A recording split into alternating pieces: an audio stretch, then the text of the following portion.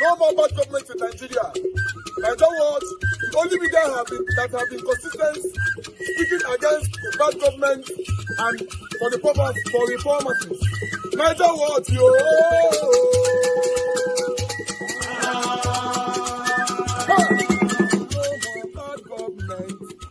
No more bad government. Nigeria Watch. No more bad government. Nigeria Watch. No more bad government. The only media that have been speaking. No more bad government. The voice of the voiceless. No more bad government. No more bad government.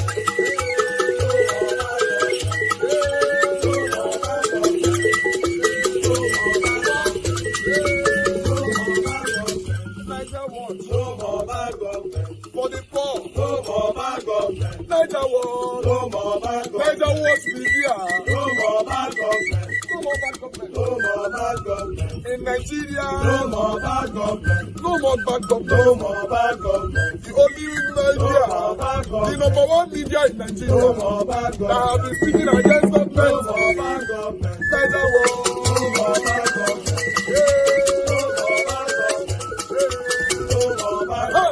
Nigeria Watch, yo. The voice of the voiceless. The voice of the voiceless.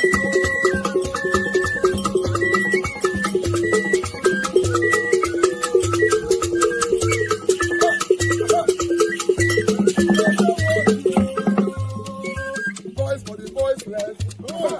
Voice for the voiceless. Nigeria Watch media. Voice for the voiceless. Nigeria Watch media. Voice for the voiceless. The only media that have been speaking against bad government. Being consistency since 1944. Voice for the voiceless. Voice for the voiceless. Umuwame. Voice for the voiceless. Umuwame. Voice for the voiceless. Voice for the voiceless. Voice for the voiceless. Voice for the voiceless. Voice for the voiceless. Voice for the voiceless. Nigeria Watch, yo. We have been seeing all you guys have been doing, and we recommending to everyone in Nigeria, saying that you guys are the number one. Nigeria Watch, yo.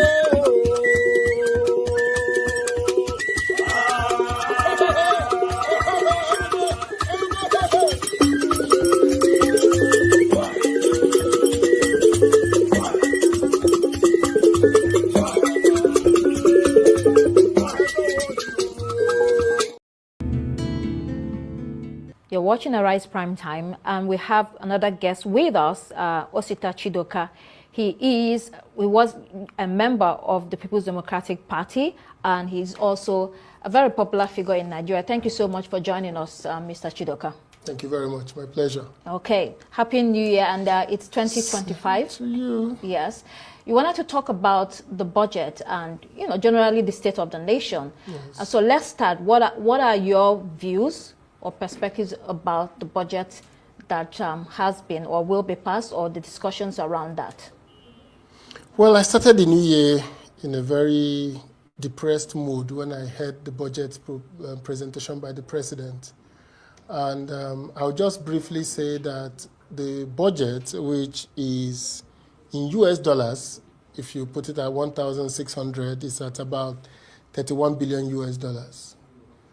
And if you look at the 2014 budget, the last budget made by President Jonathan, at the exchange rate at that time, it was $27 billion. So in 10 years, our budget has grown by 14% only, when our population is growing at a faster rate in 10 years. And the size of the deficit in the budget has also tripled, so debt servicing has increased. Now, if you look at the 2014 budget of President Jonathan and compare with the 2004 budget of President Obasanjo, in 2014, President Obasanjo's budget at 132 naira to the dollar then was about $9 billion. By 2014, the budget has grown 200% to $27 billion. So what we have is that the 10 years, 2014 to 2024, that the APC has been in power, the budget has literally stagnated. So I will bring that to an implication. The implication of that is that sectoral allocations are dwindling by the day. So faced by massive devaluation, faced by high debt borrowing that's happened over the past 10 years, the government is running out of money. And the budget, large in Naira terms, is very insignificant in dollar terms. So let's take the budget for one of the major issues confronting Nigeria, policing. The budget for police in 2025 is about $798 million.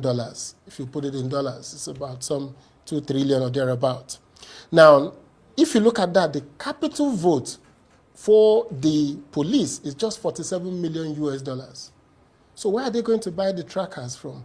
How are they going to buy vehicles? How are they going to buy all the equipment that is required to fight terror in Nigeria? But you also know that in general, the budget for security has also increased tremendously. I think it's... No, it's not tremendous. In dollar terms. Security, no. So in the 2025 yes, budget... it's 4 trillion. In 2025, it got the lion's share compared to other sectors. So that's what I'm saying. In reality, let me tell you what it translates to. And let's do a little maths here. In South Africa, the budget for the police in South Africa is about 6 billion US dollars. In Egypt, it's about 204 billion US dollars. It's about 204 billion. Now, if you take it per capita, in South Africa, with 60 million population, their budget for policing comes to about $100 per person. The budget for policing in Egypt comes to almost $1,000 per person. But the budget for policing in Nigeria is $2 per person. So in reality, the budget was depressing. And the depression is not because it's President Tinubu's budget. It is how we have fundamentally as a country not made progress over the past 10 years. And that lack of progress is haunting us. Right. So that actually is a good segue into the conversation about leadership and recruitment process. Yes. Yeah, because it's important. Those two things have a connection. If you are recruiting the right people, then you are getting the right leaders, then you are making progress that you have talked about. So what has broken here? You have been in the political space for quite a while. So you sort of understand the goings on in that sector. What do you think is the key challenge in getting the right people, and how do we resolve that? So, again, if you look at the data, the challenge with elections in Nigeria, leadership recruitment, is the failure of elections. So the Athena Center that I chair has made important revelations about the off-cycle elections. I won't dwell on it. But the challenge is that so long as the people cannot determine their leadership, then we will have a leadership hijack. So what is happening is hijack. Yeah. And it is hijacked by people who are clear and present danger to Nigeria. And I will explain that now.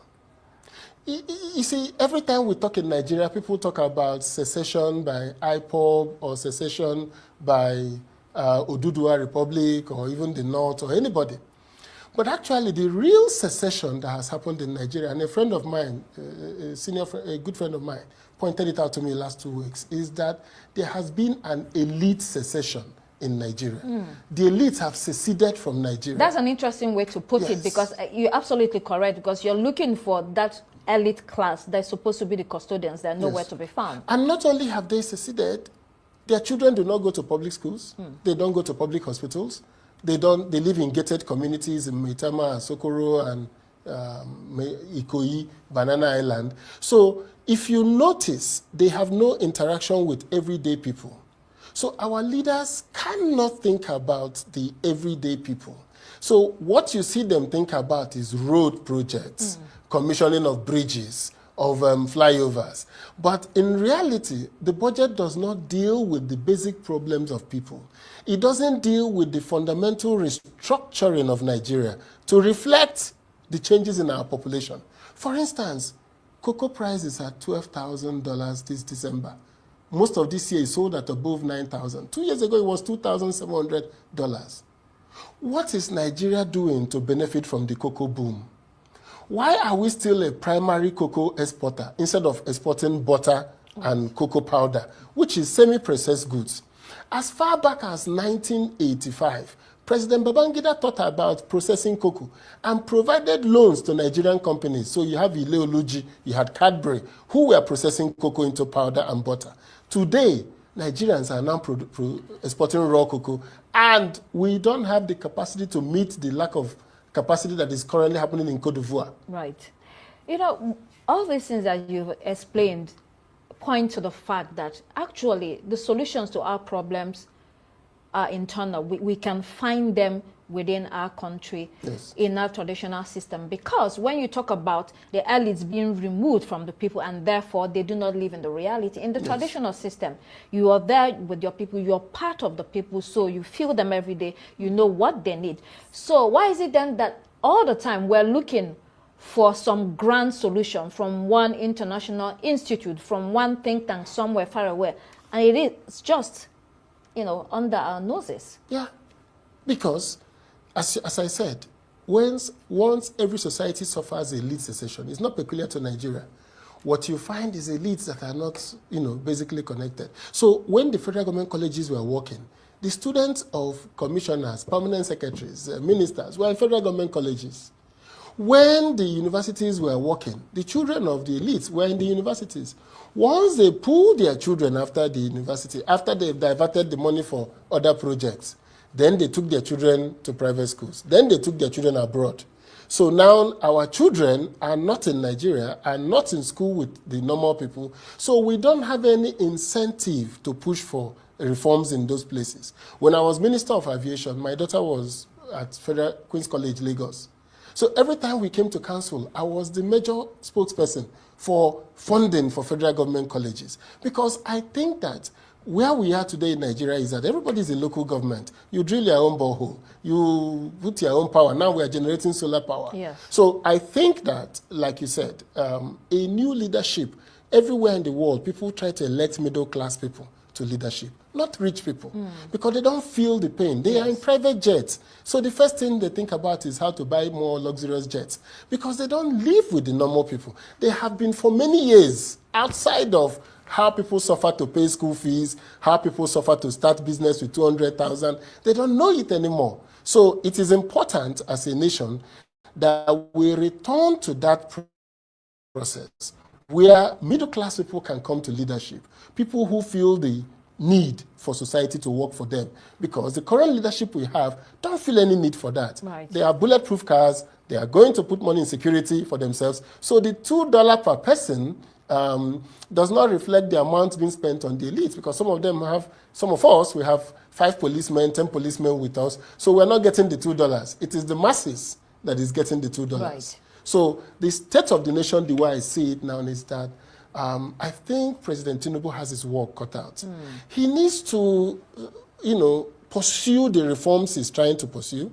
We may agree, disagree, but he needs to pursue the reforms that fundamentally alters the incentive structure for Nigeria's public sector. Do you think he has that vision to be able to do this, or we're just going to be wasting the next couple of years? Well, my attitude is that once we elect a president for 4 years, 4 years is a long time to throw away. Yes. All of us must come together to make him succeed, right, because it's a long time to throw away. The opposition in years by, when he was in opposition, he was able to demonize government. But I think that's not the way it happens, because when you demonize government and eventually come to power, you see that there is low trust between the society and government. So he presents something like a tax reform bill. People did not read it. People did not look at what was the issue, but they came to conclusion. Once it is from government, it must be bad. Right. That's what happens with demonizing governance. At the end of the day, we all suffer for it. You left the People's Democratic Party. Yes. Why? Because I have other things I want to do. I hope to return to politics someday. But Okay, for now, I think that what needs to happen in Nigeria is for us to have clean elections. I think it is critical. Without clean elections, then there is no need for democracy in Nigeria, because the hijack of power in the ballot paper, using the instrumentality of INEC to hijack power, makes nonsense of democracy. So means that all of us have to curtail to the government in power to be able to function as a democracy. So you're not joining any other political party for now? For now, I'm not joining any political party. So, I'm focused on the Athena Center. Okay, PDP was your political home. Yes. For many years. Yes. So it must be sad leaving the party. When you assess what's going on, do you think, like some say, that the party is completely dead? Or do you have hope or think that it can be revived? Because it is the biggest opposition, it's supposed to be the biggest opposition. And it's a party that has a big umbrella that's accommodated all regions of Nigeria for so many years. So it would be a shame for many Nigerians that this party goes down the drain like that. It's sad. This is not the PDP we envisioned. This is not the PDP we planned for. This is not the PDP we wanted to move from just an electoral vehicle to a leadership transforming institution. Sadly, the loss of 2014 election, the loss of a charismatic national leader at that time led PDP into the quagmire we are today, a rulership by governors. So the governors can't see big picture. Each of them is concerned with their states. And when you have people of consistent poor judgment in the leadership of the party, they kept changing chairmen, thinking that that was the solution to the party. But PDP needs a total rebirth, if there is any such word. Are they capable of that? I wish them success in doing that. Right. But, and when you talk about poor judgment, when you talk about leadership, do you think that people like former Vice President Atiku Abubakar, people like Minister Yusuf Wike have played a very big role in pushing the party to its death? I don't want to personalize it, as it were now, on who. It's collective failure on our part. Collective failure that our leadership of PDP at the time in the National Assembly did not rise to the occasion as leadership, as a minority party. They didn't rise to the occasion of an opposition party. The PDP governors all mouthed words of opposition but did nothing in practice to keep the government in office in check. Like I told you, 10 years of the APC government, the budget grew by just 14%. That is stagnation. From 27 billion in 2014, we are 31 billion. Nothing has changed. The country has grown bigger, more complex, and yet more in debt. PDP handed over a clean balance sheet to the APC in terms of international debt. And now we are back to where we were before the debt forgiveness. So there is need for the government again to restart the conversation about debt renegotiation, debt forgiveness if possible, and I don't want anybody to say it's impossible. What needs to happen is that people have to see the sincerity of change in behavior, of government curbing expenses. And fundamentally, what has broken Nigeria down more is the idea that political office is the venue for money making. So the rest of the country don't want to respect any rules because they think that the politicians are not respecting any rules. They are there for themselves. They are there to make money for themselves. So why won't we make money for ourselves? So how do you make a case for debt forgiveness when it is obvious that you're very rascally in the way that money is spent? Yeah, that's the tragedy of the Buhari era that brought us here. But also, the government needs to press a reset button and say to themselves, this cannot work. The management of national diversity is still low under President Tinubu. Now in Nigeria, every person that is a soldier, that is a police officer, knows that they cannot be IG anymore, except a president from their region becomes, a president comes from their region. This is the debacle Nigeria has fallen into in the past 10 years. Before now, under President Obasanjo, service chiefs were routinely from the Middle Belt, Northerners. Anybody could be anything. Under Jonathan, we had Northern IG of police. But under Buhari, that changed. And under President Tinubu, he has continued that. So what is happening now is whether you are in the paramilitary, in the military, every officer now knows that what you have to wait for to get to the top is for somebody from your ethnic group to rise. That means that we have no universal national vision. The president has not been able to bring us together to say, as Nigerians, we are going to take these painful pills. But at the end of it, this is the place where we are going to be. An economy managed purely by Yorubas and a security agency by Yorubas leaves much to be desired. Right. And means that the state of the nation is quite parlous. And I believe that 2025 offers him an opportunity to press that reset button. I mean, still on politics and opposition, what do you think about the Labour Party? Since, PDP is dangling, what do you think about Labour? I mean, you still live in the country, so politics has to go on. The Labour Party is in Labour. Expatiate, please. So I think it's in labor. Right. So we're waiting for the delivery. But I guess these are external forces again pushing for crisis in political parties. It will not augur well for Nigeria if political parties are not strong enough to present viable opposition. Yes. And opposition is not of a destructive nature, but opposition is what keeps us going. It's the Public Accounts Committee in the Senate, in the House, that calls the executive to order, that ensures that money is spent for what it is meant for. It is the work of the opposition to see that the expenditures budgeted for.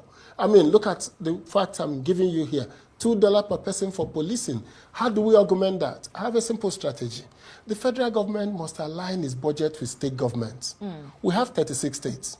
If you think about $2 per person, and you think about the about 70 billion that you have for overhead in the police, just imagine each state in Nigeria using 3 billion naira annually to fund police operations in their states as part of a national strategy for policing.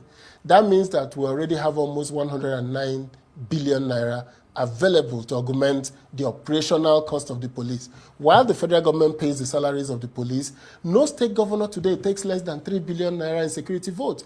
Why can't the president get the governors and in a symbiotic agreement said, fueling of police cars, buying of arms for them, buying their uniform, keeping the police stations clean, putting solar energy there, buying their computers for them to be able to communicate, walkie-talkies. Let the states do that. We will pay the salaries. And we will make sure that those policemen stay in your state for at least 4 years, during which period you kit them, you do this. It won't cost any state more than 3-4 billion. Every state in Nigeria can afford it. Lagos can even do 10 billion. So that means that we can get additional 200 billion in funding directly to the police force. And this will be money spent at state levels. Money is not sent to the IG and never trickling down. So we need to be creative in thinking. So are you in tune with the state police discussion? You know, so I'm not even going there. Yeah. Well, let's not, because we are not talking constitutional matter. I'm talking about today, the clear and present danger of policing in Nigeria and how to begin to resolve it now while we wait for the constitutional issues of policing. And it's important to know that despite our rich palm oil heritage in Nigeria, that in 2024, by half year, we've spent $660 million in importing palm oil.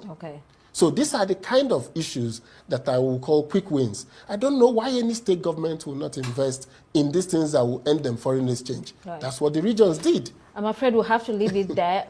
Mr. Osita Chidoka, Director, Athena Center for Policy and Leadership. Thank you so much for joining us. Chancellor, Athena Center. Chancellor, okay. Even better. Yes. Thank you for coming. Thank you very much. All I right. wish you all the best in 25. Thank you. Well, that's it for this edition of A Right.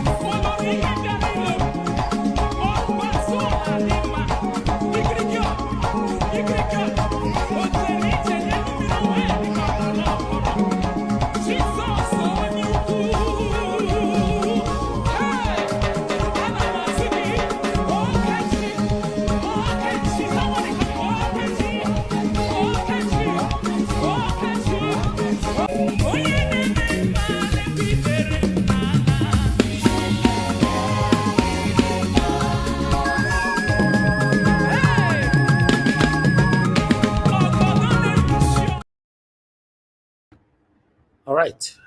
Thank you very much, my people. I appreciate every one of you. Thank you very much for your time with us today. We'll come again. Today is Saturday, 4th January 2024. Thanks very much for your time with us.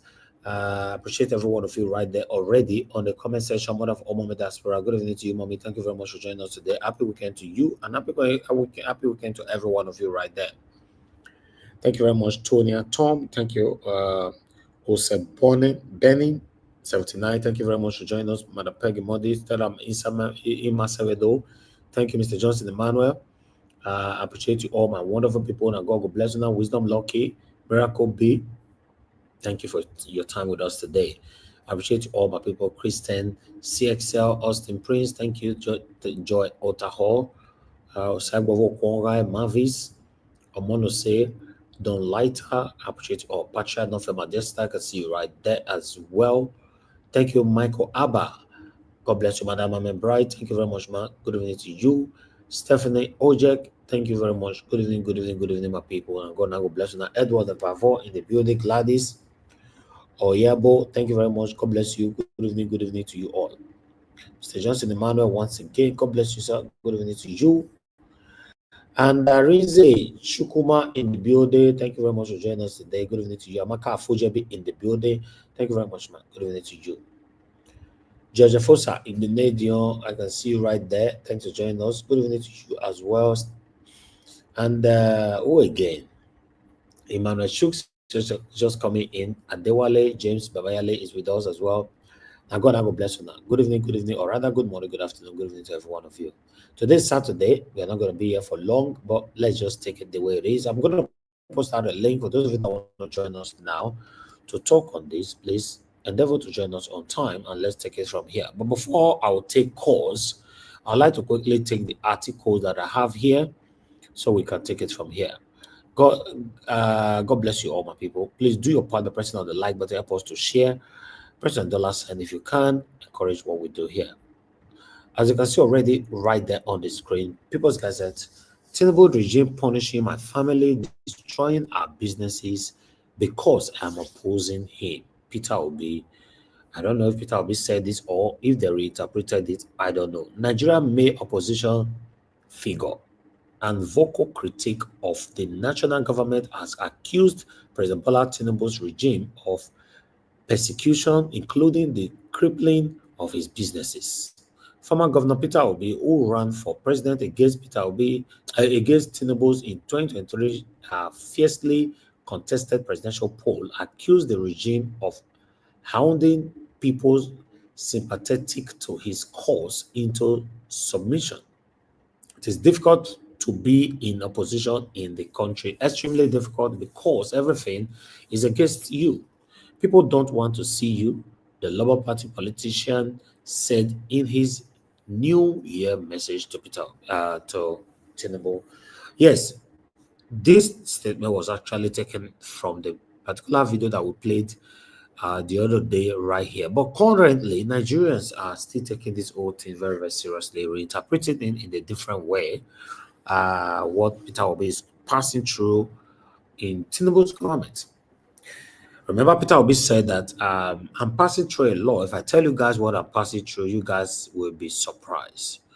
So I believe that's the reason why people can reinterpret, because someone who say, if I tell you guys what I'm passing through, you'll be surprised and shocked. People can reinterpret, okay, maybe Tinubu's government are intimidating, suppressing, or rather, are crippling Peter Obi's business. Or otherwise, other stuff that you and I don't know or we can't see. So, but concerns Nigerians are commenting on this. They are responding to all these things because Peter Obi might be passing some kind of pressure that is not relating to us as the citizens. It's very unfortunate that it's going on like this. But a couple of people are also saying that Peter Obi is the one that put himself in this particular position because Peter Obi is sitting on the fence and is not saying things how it's supposed to be when it comes to these political elites. In case you are not getting that, what the people are saying, when it comes to the political elite, Peter Obi rain praises on them. In most cases, according to the responses, feedback I'm receiving from people, according to Peter Obi always visit all of them, rain praises on them, call them my senior brother, and many, many, many more. That is what I received. So because of that, they're not going to respect him because that is desperate to become the president of the Federal Republic of Nigeria. Peter Obi don't criticize none of them, not the past government, not the past leaders, not the president. Margarita, I can see you on the backstage already. Thank you very much, man. Not the past government, not the president, or anyone. Peter Obi is sitting on the fence. That was the word they used, that Peter Obi is sitting on the fence, that then he's standing alone because he's sitting on the fence. Do you guys think that because Peter Obi is sitting on the fence, or do you even believe Peter Obi is sitting on the fence? That's why he's alone. Or you believe that people, especially the elites, are beginning to find it difficult to trust Peter Obi, to support him, to be beside him because of his way, or rather his approach to this whole thing. Then, according to the feedback that I received, I'm not going to play the audio here, except I'm forced to. Or, sir, if you are listening to me, if you want me to play it, I don't mind playing it. But I try to keep confidentiality when it comes to between you and I. But if you permit me, I'll play it. But still, he went on by saying that Peter Obi is not even prioritizing the people that stood by him.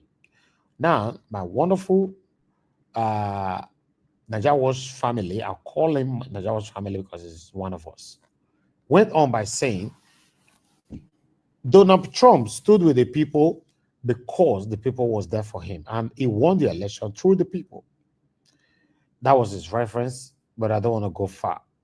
But at the moment, Peter Obi is not prioritizing the people at all in every endeavors. Peter Obi prefers prioritizing the satanic elites, calling them every kind of respectable names, but when it comes to the time of voting,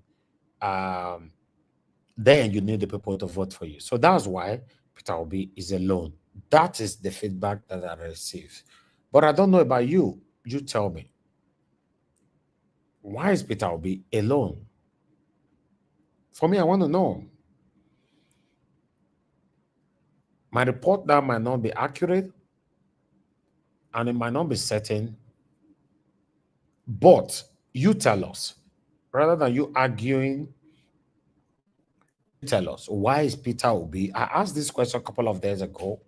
It was only few people that responded to it. Some of you shied away from it. Because this platform now, we don't already know people that who choose to comment on some kind of topic. But the question is, 2027 is around the corner. We need to know why our principal is alone. Nobody is standing with him. And I ask a question as well. Who do you know currently standing with our principal, Mr. Peter Gregory Obi? At least tell us. We all are here to learn. Who is standing with him? For me, I don't know any. But I want to hear from you if you know any. So for you to be alone and you want to become the president of the Federal Republic of Nigeria, you cannot be the president of the Federal Republic of Nigeria. It's not possible.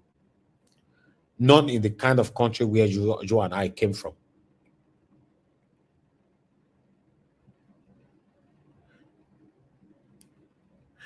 So it's not. No, listen, Sese, I would like to respond to you. You say you guys blame Peter Obi for everything. I beg, the guy is also half flesh and blood.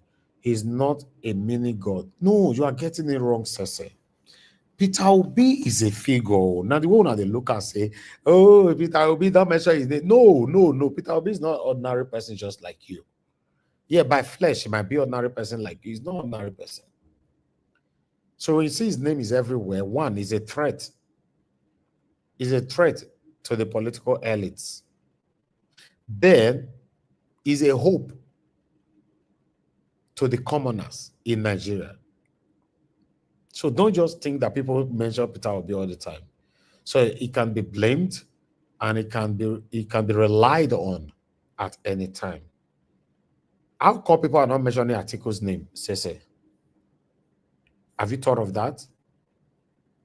So Peter Obi is a big name. That name, Peter Obi, a big name. Hey God. Not be a common name. So because it's a big name, Everybody prefer to even call Peter Obi than call Tinubu, in case you're not aware. Everybody prefer to blame Peter Obi than to blame Tinubu when it comes to the preparation for 2027. You're not aware of that? Now, big name, don't look at like that. Say everybody blame him. No, this is not about blame. It's all about strategizing, augmentation, planning towards 2027. You need to speak because you are not sure when he's listening to you. Like you said, Peter Obi is not God and he's not a perfect person. But you need to speak so that he can listen to you in case he wanted to make mistake. He's only a fool that will think that, oh, you are too small to advise Peter Obi. They see small for advice, so my people. Yes, so your gate man for your house, for your advice you one day, because you belittle and say that your gate man, you not listen to her, and you fall in trouble. Yes. So say Peter Obi is a figure. Now big name, now be that too. In a political space, you'll forget this one will last for probably forever. Even though when you don't buy, me don't buy, everybody don't go. That name Peter Obi, though they teach people for school, there was a time, one man. Yes, so people calling him, don't blame them. And as long as they are not satanically lying against him, and that one, yes. When people are not lying against him, trying to bring down his name, saying that he's corrupt and all that, and only that one may get issue with. But when people calling him to do things this way or the other way, you don't need to listen to all advice. But it's their constitutional right because it's the only leader that a lot of us believe on right now. So Peter Obi, not big name. But meanwhile, I appreciate every one of you, my people. We don't have more videos today, only one, because it's Saturday and I don't want to be here for long. I appreciate every one of you. In case you have a question for me quickly before I start talking, or Commander Rita is here with me, I would like to hear from her, or before I start picking calls. But if anybody have a question for me, please let me know. And those of you that want to call into the show, please, it's the best time for you to call in. I just want to do only 2 hours today. Only 2 hours because it's Saturday. I don't want to do more than 2 hours. But we have the first caller here already. Hello, good evening to you. Your name and where you calling us from? I greeted the panelists. Thank you, sir. I greet you, sir. Yes, sir. Happy New Year. Happy New Year, my brother. I better talk to us. And now, from our opinion, what they say about this Peter Obi matter, where as they say they on the low key or nobody there for your back. Yeah. All those things where they happen for Nigeria. So now because now Igbo, if you know say no one be Igbo man become president for Nigeria, that is why nobody want back Peter Obi. No good leaders. We say from north or maybe from your side one start for your back. As we talk now, so 2027, the north they drag down, make the power come back to their hand. Because of Atiku. I wish Atiku buy now before then. Now that the girl say, oh, for Peter Obi. Now Atiku they block Peter Obi way so. Because we don't see another reasonable person for nothing one come outside. We don't say that one bring a big win. Apart from Atiku, now Atiku be number one for north. For Fulani, for the full Hausa or whether Hausa or Fulani. Now Atiku. So the northern people they're very greedy for Nigeria. They want to make power still come back. They don't like power. They say they don't go school, but they like power. They say they don't wise up, but they submit that power. See the way they cry for Nigeria now. You see the way they be for the country. The North they cry. So again, one man we can't talk for news. The man is 74 years old now for North man. He said the presidency, this rotation between Yoruba and the Hausa side, the North. Now as for Igbo side, no level. Now I make people not feel stand for Peter Obi back. Now only the people like us, the normal common people. Now I want me Peter Obi go there because we don't try all those to other side. We don't tire. Just as I said before, those states who we defend Labour Party before. We're not gonna get ahead. Now say it be. There's nobody who go fit back Peter Obi. Apart from we the people, the normal people, the citizens. So say maybe big leaders. No, it's not possible because they corrupt. So they want make Nigeria no good so that make them begin eat Nigeria dry. That's it, you'll be. But as for the power, if another person go say, maybe Peter Obi come enter power, so they just not people just say They did for Peter Obi back all of them. Peter Obi go win. Now the northern people now be the problem of Nigeria. Now just the north now be the problem. Okay, thank you, sir. They know now if they want people to become president, people have to become president. Thank you, sir. Thank you, my brother. I really do appreciate it, sir. Thank you so much. All right, let me take another call quickly. We have a couple of people calling in. Thank you very much, Mr. Ken. Talk to us, sir. Good evening to you. Hello, Mr. Ken, are you there? Okay, good afternoon. Thank you, sir. Happy New Year to everybody. Happy New Year, sir. Thank you, sir. Talk to us. Yes, sir. I disagree with that first caller.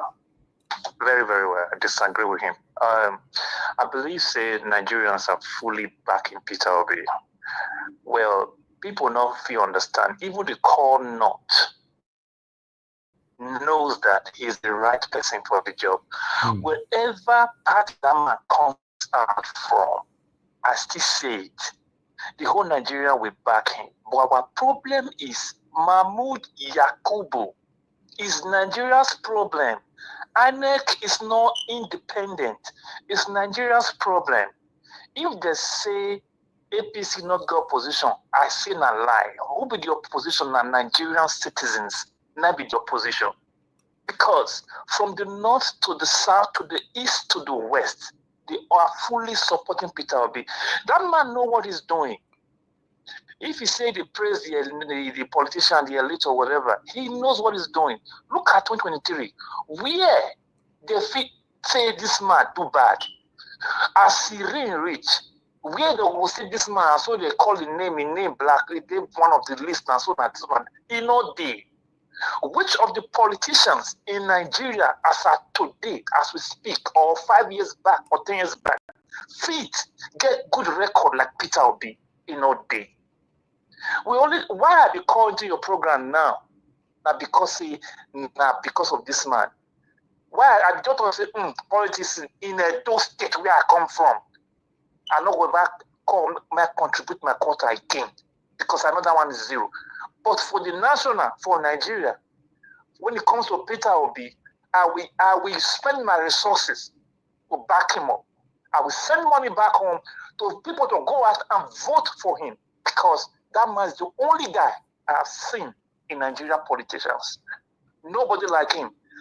They should know that the opposition they don't know that Nigerians are all Nigerian citizens. They are fully backing that man. Take it to the bank. I'm telling you this. Thank you, Mr. Nigeria Watch. God bless you, sir. Thank you very much. Anyway, as I said, this matter it be as it get, but I'd like to take more calls. Love God is my strength. Thank you very much, man. Please talk to us. Good evening to you. Yeah, good evening, Nigeria Watch. Good evening. I want to greet your family, your wife. I know all of you are there together. God will be with you. God will guide you. God will protect you and your family and your children, all of you, together in the name of Jesus Christ. Mommy Diaspora, my darling Rita, Sister Rita, me and you go drag this mama. Now I two get down. Mommy Diaspora, I love you. My younger sister, Sister Rita, say, now I love you, pass. Now line, all of us love you. I love you, ma. I love you, ma. Sister Rita, they greet you. Happy New Year. Happy, I know say no. Good evening, ma. Good evening, ma. Good evening, ma. Happy New Year, ma. I love you so much. I love you. I love you too. I will not argue with you. Fact, you are the only one that is allowed to love Mommy Diaspora like me. Nobody else, including Mr. Elvis. Love you. Thank you, Raja. Make a quick talk. Hey, this will be matter. We go fight for inside. Me and dear Mongo. Make I say one thing. All people, just people where we say them be the big people for Nigeria. Those elites, they don't want to talk to people for public now. You know why? Because of their business. After I called yesterday, one person talk one thing. No, Mr. Jonathan, he said our vice president, our vice president, that is Gatti. What Jonathan said is struck me. I said, oh, it's true. We have never seen Gatti come out and even show himself with Obi. Mr. Jonathan, God will bless you. You see, I don't even go that side at all.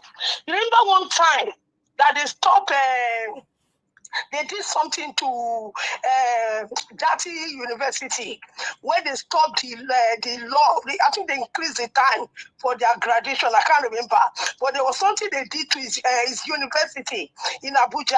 I think that thing strike him hard. So what he is doing now, I think he's trying to remove himself from politics. It's not that he doesn't like love Obi again, no, but he's not coming as he was coming before. One thing I would say, the airlines, they are all corrupt. They don't want a genuine person to take over Nigeria.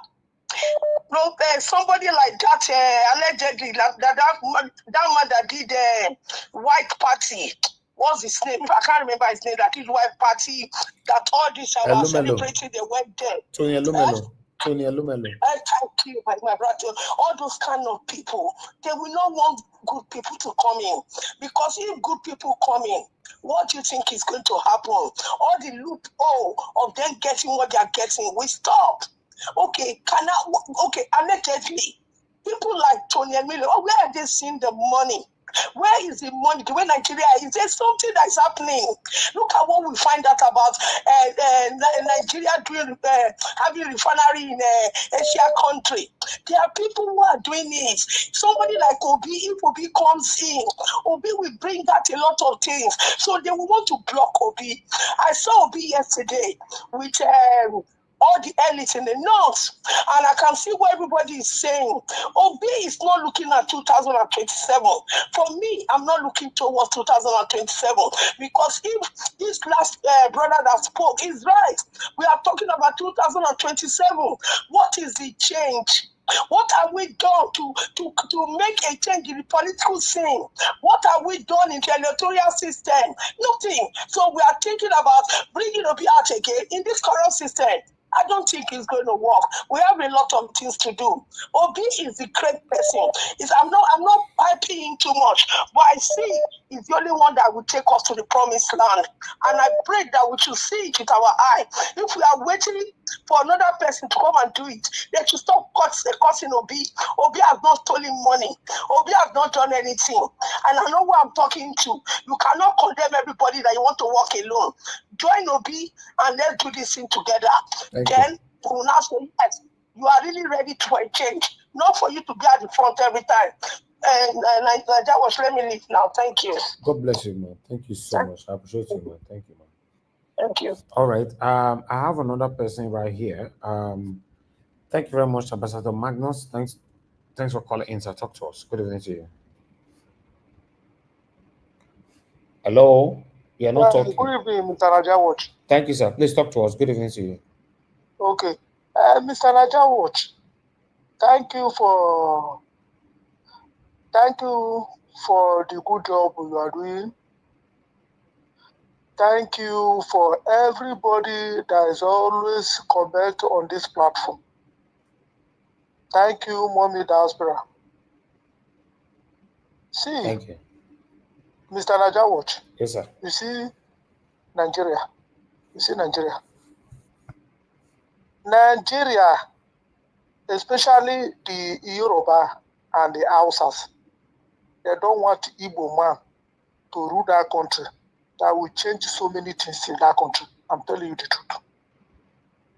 That is the reason why you see this man, Nnamdi Kanu, advocating for these things you are saying. There is nothing more than this one, I'm telling you. If Obi, hello, Mr. Najawa, can you hear me? Yes, of course, we can hear you, sir. P2B is a corrupt leader. By now, P2B could have been in jail. I'm telling you the truth. P2B could have been in jail. Because number one, they have searched everything. They have not found P2B for one particular thing that he did. That is why everybody, all tribe is fighting P2B. Because P2B is another different entirely human being in Southeast. Very different human being. This man, this name, P2B, this name P2B, It's going to be an history name. Exactly. If I were Nigeria, I could have give a little bit, give it to pictures to handle that country. Just for only 2 years. But if they say no, Igbo is bad, Igbo is this, Igbo is that, then why can't Nigeria just come together and say Igbo people should go, let the Hausa and the Yoruba stay the same country? Then you tell me, if Igbo people go, I swear with my blood and my life, people, you see people will look for Igbo people passport to come and stay. Go to Igbo, go full inside Igbo land. Not be say, na go come. There are people in Igbo land that is ready to turn that Igbo land upside down in another different world. But do you know the problem? They will not allow Igbo people. If you don't like them, allow them to go. But if you like them, give them a little bit space to handle that country and see. At least 2 years is okay. Me, probably highest 2 years.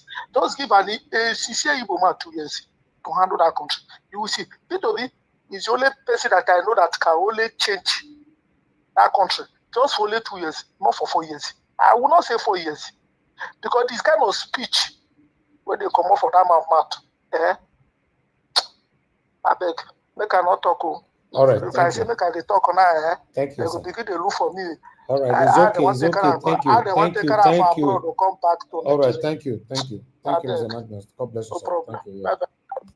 Anyway, I'm done with callers for now. I'd like to quickly deal with my people on the panel.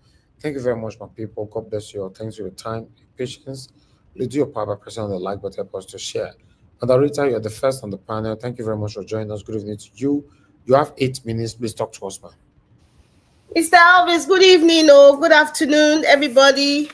Love of God is my strength. I love you too. My lovely mommy diaspora. I'm still your number one lover.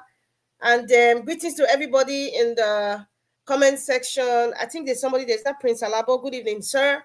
I don't know if Irene is there. I'm not looking at the comments, so I don't know. I know Mr. Emmanuel Johnson Emmanuel is there for sure.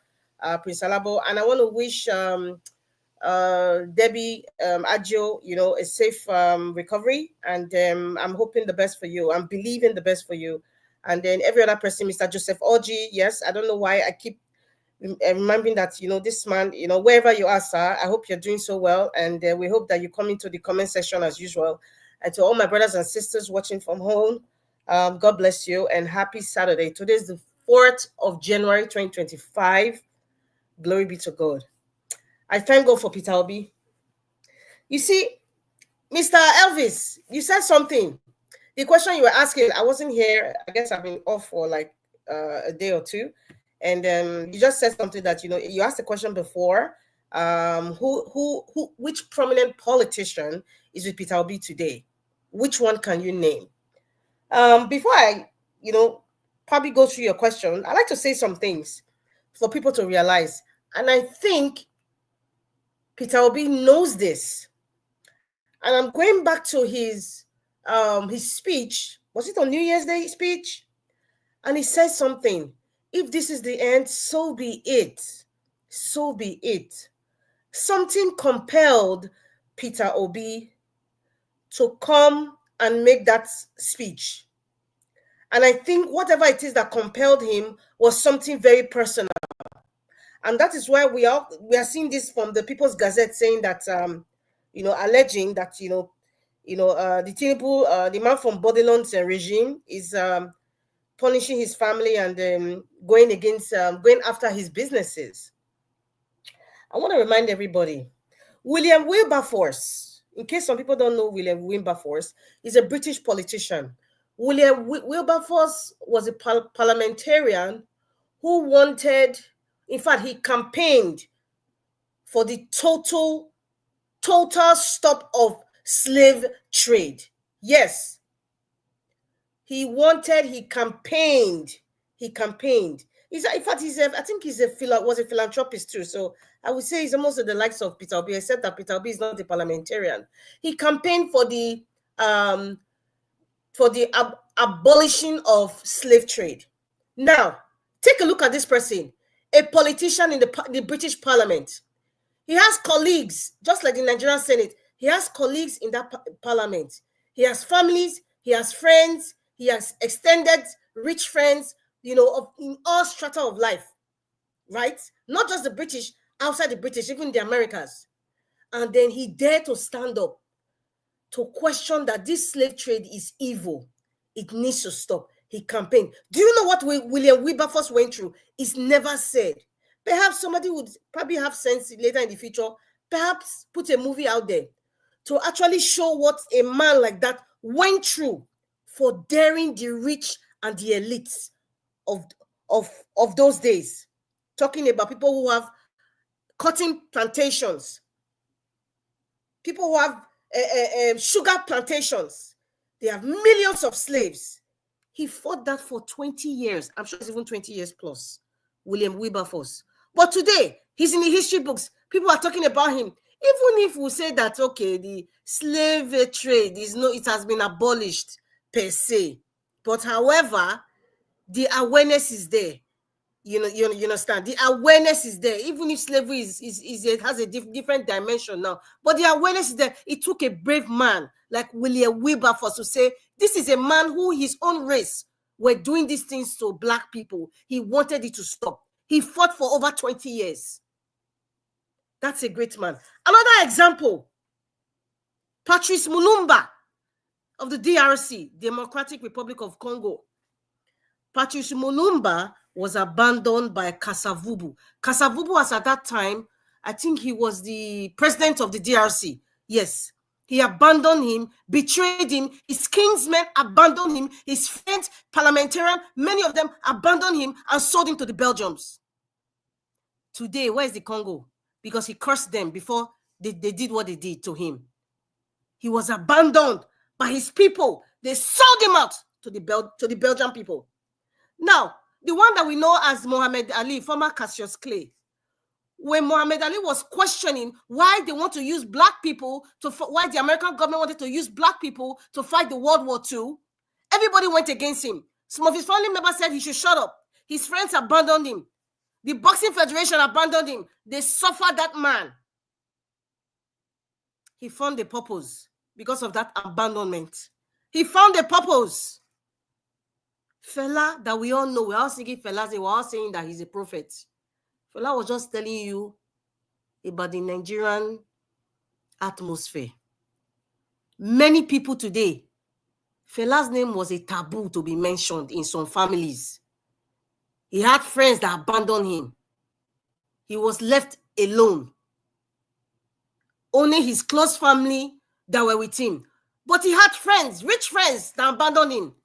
Because many of them were scared to even greet him, to even go to Calacuta Republic, because they know that if they go there, if they found that they've been associated with them, especially when they were working for the government, even some of the people in the army at that time, they will see the repercussion from the person who was sitting in Aso Rock, or rather Lagos at that time.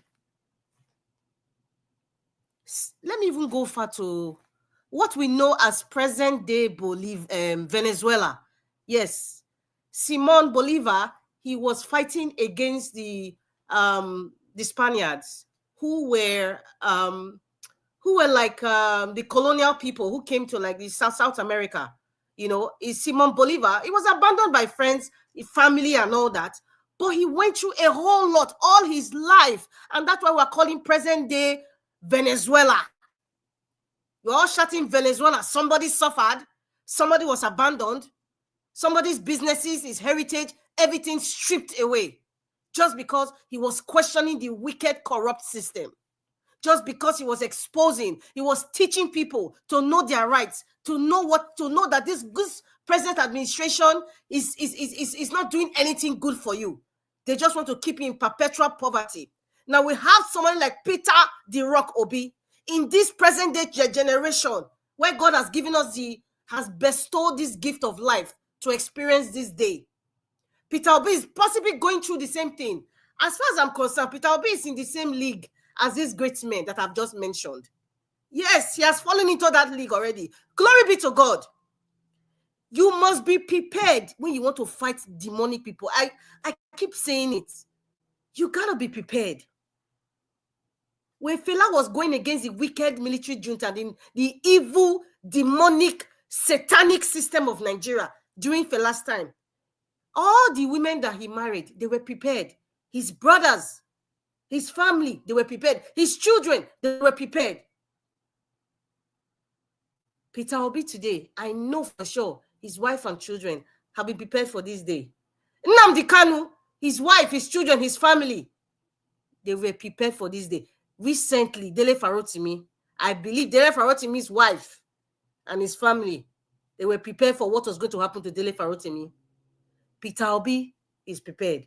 His family is prepared. Anybody who is prepared, it means that you have a purpose. You know what your purpose is, and you damn all the consequences. And that's why he had to say, you know what? If this is what it is, so be it. If the federal government of Nigeria want to go against his government, his businesses, or even attack him or threaten him, he's ready, he's prepared. However, Nigerians need to know, because we have seen so many things happen in the past. Its history is repeating itself. This time, it is not wearing the army barracks uniform. This time, it is wearing agbada. It is wearing suits. It is wearing French suits. They are speaking English. They are bringing religion. They are wearing a different garments now. So whatever Peter Obi is going through, thank God for the internet. Those days, there was no internet. Thank God for likes of Mr. Elvis Edigin, Nigeria Watch CEO, that is able to bring this out, if not to the entire world, at least some significant number of people are listening to this and then sharing this program, and people are actually having thoughts, very, very profound thoughts about what is really going on. Mr. Elvis, you are playing your part. You have just played your part. You have just played your part. Everybody who is coming here and sharing this, you are playing your part. There is an awareness. I always say something, when I come to this show and oh, I'm the only one. I'm so happy I'm the only one, because I just feel, okay, it gives me a chance to, have more minutes to speak. But sometimes I know many people might not agree with what I say or, what I believe on my values. That's okay. I am prepared to stay alone because I can defend what I say. I already know my purpose. You should know what your purpose is, and you should be prepared for the consequences. Peter Obi is already prepared. All those people who are abandoning him, those who do not want to even greet him or afraid to because they are scared of their businesses. It happened to Muhammad Ali. All his friends who were boxing champions, he happened to, they abandoned him. All his rich friends, because they did not want, maybe they signed up for Coca-Cola or they signed up for one, they were ambassadors to maybe tomato or something. And if they found out that if they associate with him, they will lose that business. They abandoned him. And what did the federal government do? They were attacking him. They went to the federation where he was a boxer. They kind of, just like what happened to Dele Farotimi, they wanted to debar him. So you see, Peter Obi, what you are going through, sir, you have joined the league of great men. That's what the evil people, the satanic people don't know. Listen, Mr. Elvis, see that your question that you asked, I laugh because I think somehow we haven't really realized that Nigeria is not ready for the kind of man Peter Obi is. Nigeria is not ready yet. Do you know why we're not ready? Because there are so many things that is really wrong with us. Our psyche, the environment, what the elites have made our people become, what the youths have become. So people cannot see past what Peter Obi is doing. So people can dare to say, oh, he deserves what he's doing. Why did you talk? You are Mingi, you are going to go and visit this one in Mina. You are saying, my senior brother, you are greeting this. People still don't understand Peter Obi. Nigeria presently they're not ready for the kind of human being Peter Obi is. That is all I've seen in it. And that's why that question, the question you ask will be, who is the big politician today that's with Peter Obi? Because our psyche is not ready. Our psyche is still holding on to that umbilical cord of the oppressors, feeling that they're our liberators. But they're really not. Dele Farotimi said, I think there was a Yoruba adage that says that the trap you used to catch a rabbit, it cannot be the same trap you used to catch a porcupine. It cannot be the same.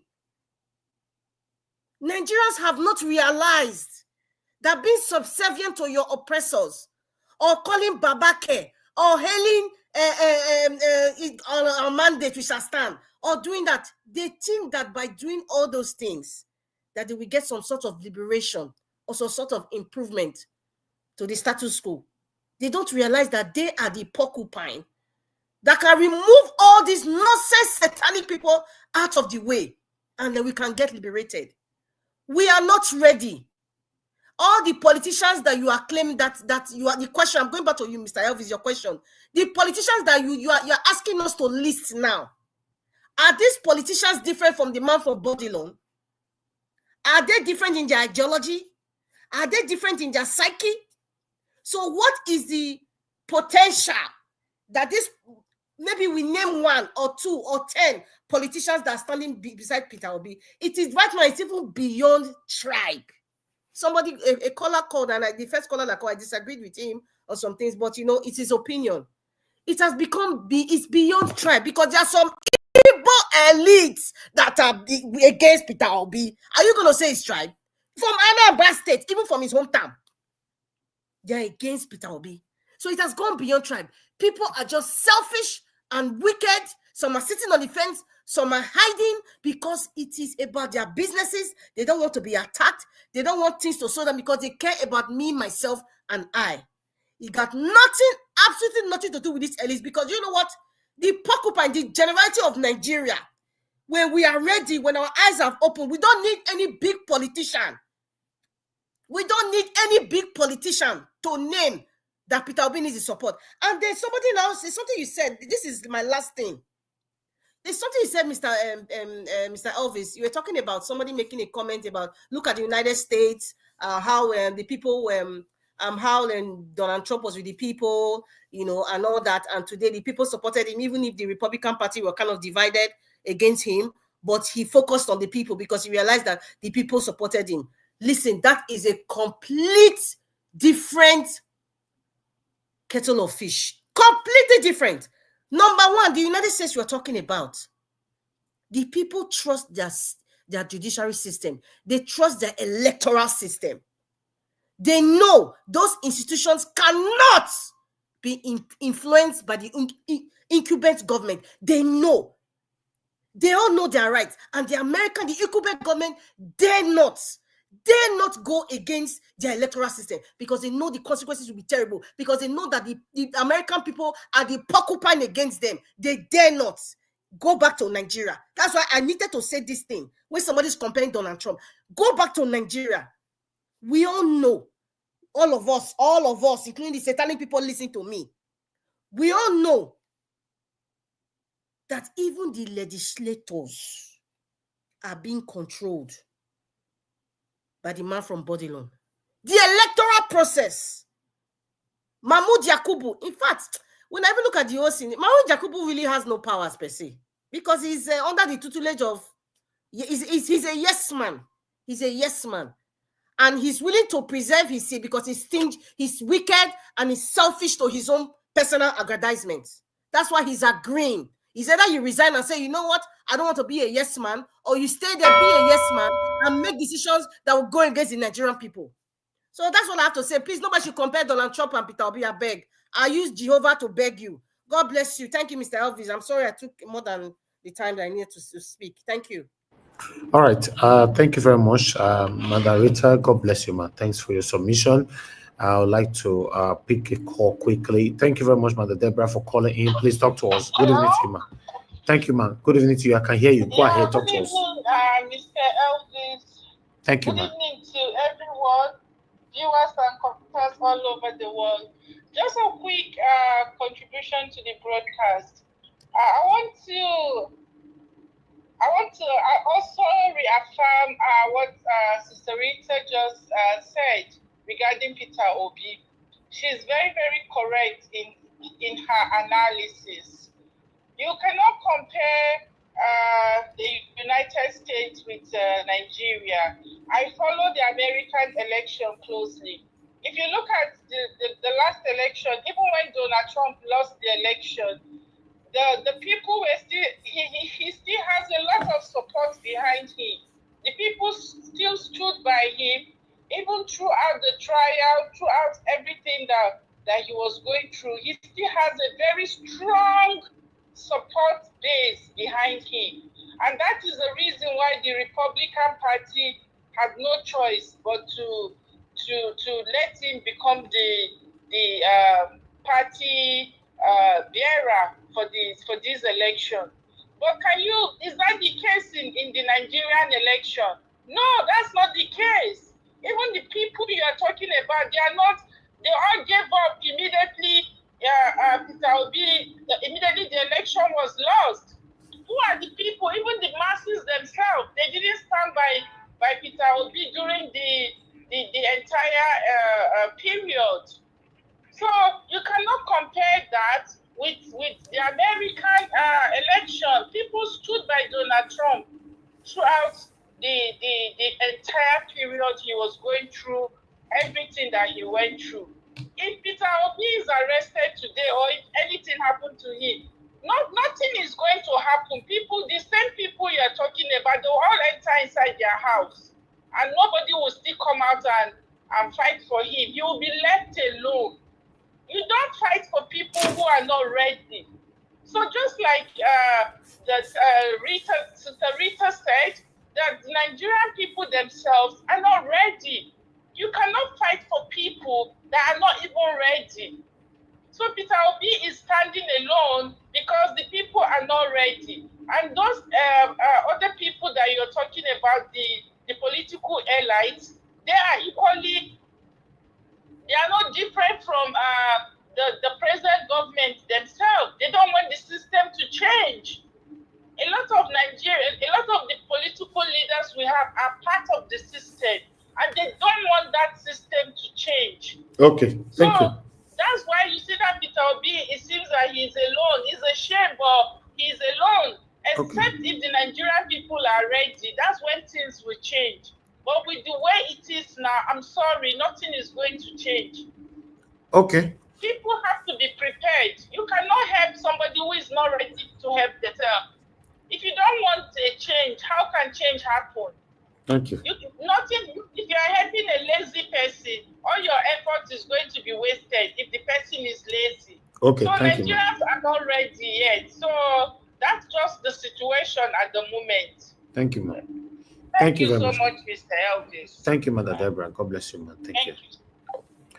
According to Mother Deborah, Nigerians are not ready. That's why Peter Obi is not willing to go to prison for anybody that is not ready. But unfortunately, Nigerians don't look like people that will be ready in the next 100 years. So if that's what we are waiting for, then let's continue the journey. I appreciate every one of you. Thank you. I'd like us to just move on to the next person, Madam Patricia Tagujomi. Thank you very much, ma'am, for joining us. Good evening to you. Happy weekend to you. You have 8 minutes, please talk to us. Weekend, Mr. Thank you, ma'am. Thank you for the opportunity. Good evening, everybody. Thank you, Mommy Diaspora, for your resilience and also for being consistent, in being here, helping us to have this broadcast every day. The panelists, now well done. God bless every one of us who really wish Nigeria well. Click on the like and share button. It's important. And of course, the $sign, hit on it to appreciate Mr. Elvis. Thank you in advance. Mr. Elvis, me, I go break table and I go break them and I not send anybody message. Yes, I won't come out say I congratulate Peter Obi. Say finally, don't come and say whatever will be, what will be the cost, let it be. But you see, for me, this is coming too late. Too damn late. It's too late to cry when the head is off. If you truly fighting, if you say you're finally fighting for Nigeria, why would we have to wait this long until they are touching him personally before he's coming out to cry? Is that somebody that looks like a savior to you? The very moment they stole his mandate. That's when he's supposed to make these statements. If he go end, make it end. Not be now. Not be now. Now you don't tell us say your business and everything. You don't know say they'll come after you before. When you disappoint Nigerians when he fight for you. What if somebody said, I think it was Miss Deborah, said Nigerians were not ready. How? Did they not go to court? Was he not the one that told them to calm down? All the big screen when they bring court. All the big basket. I mean, what did they call them? When he carry come, all those are not convinced. Nigeria say, maybe he said make them calm down. He has been through this before. Nigeria justice will do him the same thing. What will they talk about here? Are we short in memory? Nobody should come and blame Nigerians here, say they're not ready. You kill the spirit. Now you are coming out to tell us that you are ready. Anything will be. Nigerians are not ready anymore for that. Because if you were really fighting for Nigeria, now that very moment that you go make that statement, then make you see whether Nigerians will back you up. After you don't dance everywhere, dance go here, dance go there, dance everywhere. Finish, nobody won't give you face anymore. And now you know say you go come cry out, say they won't do you with it. I beg, Mr. Elvis, look, I'm not that gullible. I know such kind of people. What do they talk about? You go dance first, they dance where everywhere come. The Nigerian when you say they fight for, you not address them immediately. Say, listen, this is war. You not count your cost before you enter the fight. Mr. Man, you not count your cost? You didn't count it. Okay, it's now you're counting it. Oh, it's too late to cry when the head is off. I yield here. Thank you. All right. Thank you very much, Madam Patricia. God bless you. Thanks for your submission. If I have to respond to your submission, I will agree with you.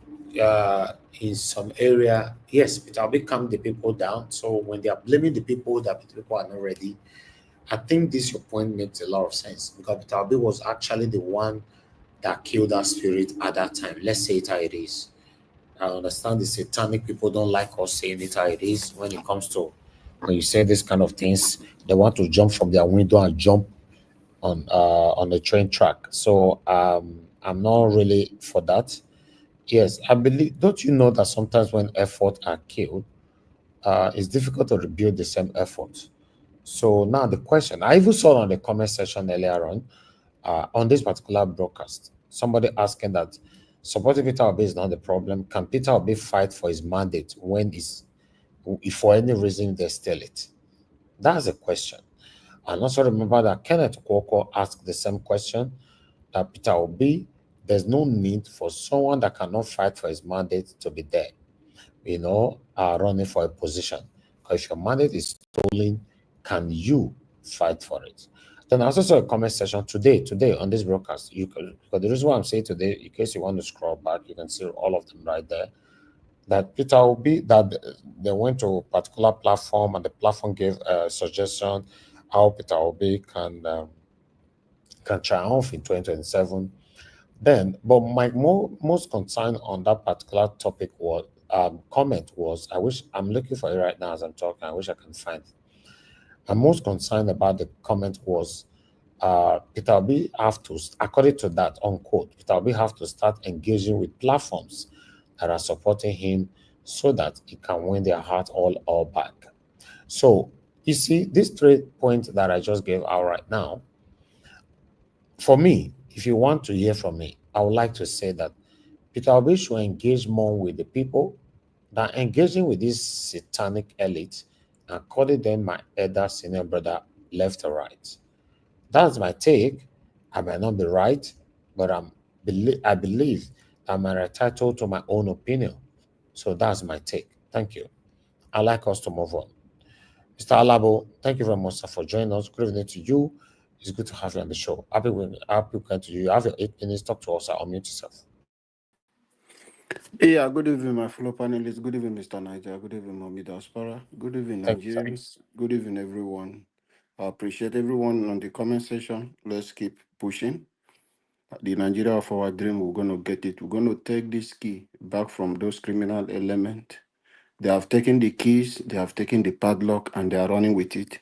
We have to get these two things in order for us to save Nigeria. Yeah, let me move forward. You know, the liberation of South Africa did not just start for one day. There was a comment Peter Obi made. I got a reflection to remember the comment from Mandela. That was the 20th of April, 1964. He said, I'm prepared to die. So that comment that Peter Obi said is ready. He's not giving up. He's not going back. He has already started the journey. He has given some of us hope that he's ready for the fight this time. You know, when people will be talking about having a reflection of what happened in 2023, actually, to be frank, if Peter B did not come out to make that speech he made to say he trusts the judiciary, we should just shield our strength and everything, believe through the judiciary, he came into power how many times with all.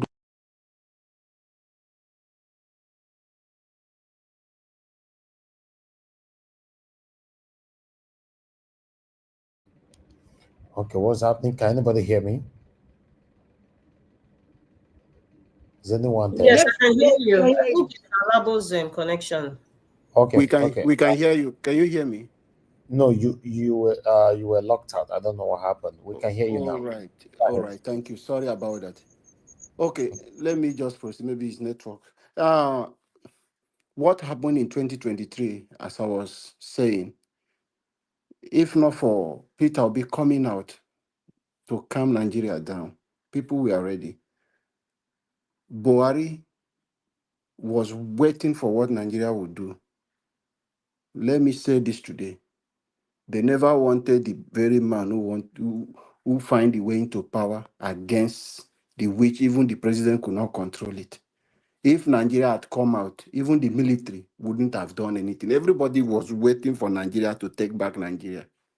But because of that statement, took everybody back. That would have been the best way to end. It would have ended. But that has passed. He has learned his lesson. And I believe if such thing to happen today, Peter Obi will get his mandate through whichever way he can do, but not through judiciary anymore. And we, the citizens, will not even listen to him.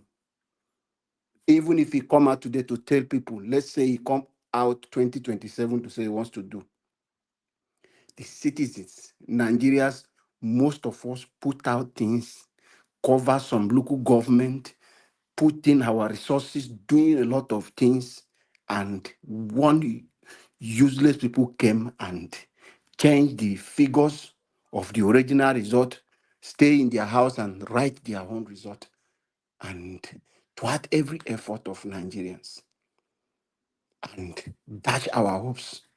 But all hope is not lost. That is why I'm crying. Let us begin this electoral reform. As he is going around for the 2027, if Peter B know is coming out for 2027, I know he keeps saying it's not after 2027, it's how Nigeria can be better today. But if he know he's coming out 2027, he should go back to his drawing board and know that make the people, that community, that town hall meeting he used to have with the youth, visiting state, he should start it now. The elite cannot do anything. The elite depend on the same youth is ignoring today. Who are the people who are the IT best in the INEC? Who are the people working? It's still the youth. And some of them are willing to change, to do some things, but they are waiting for you.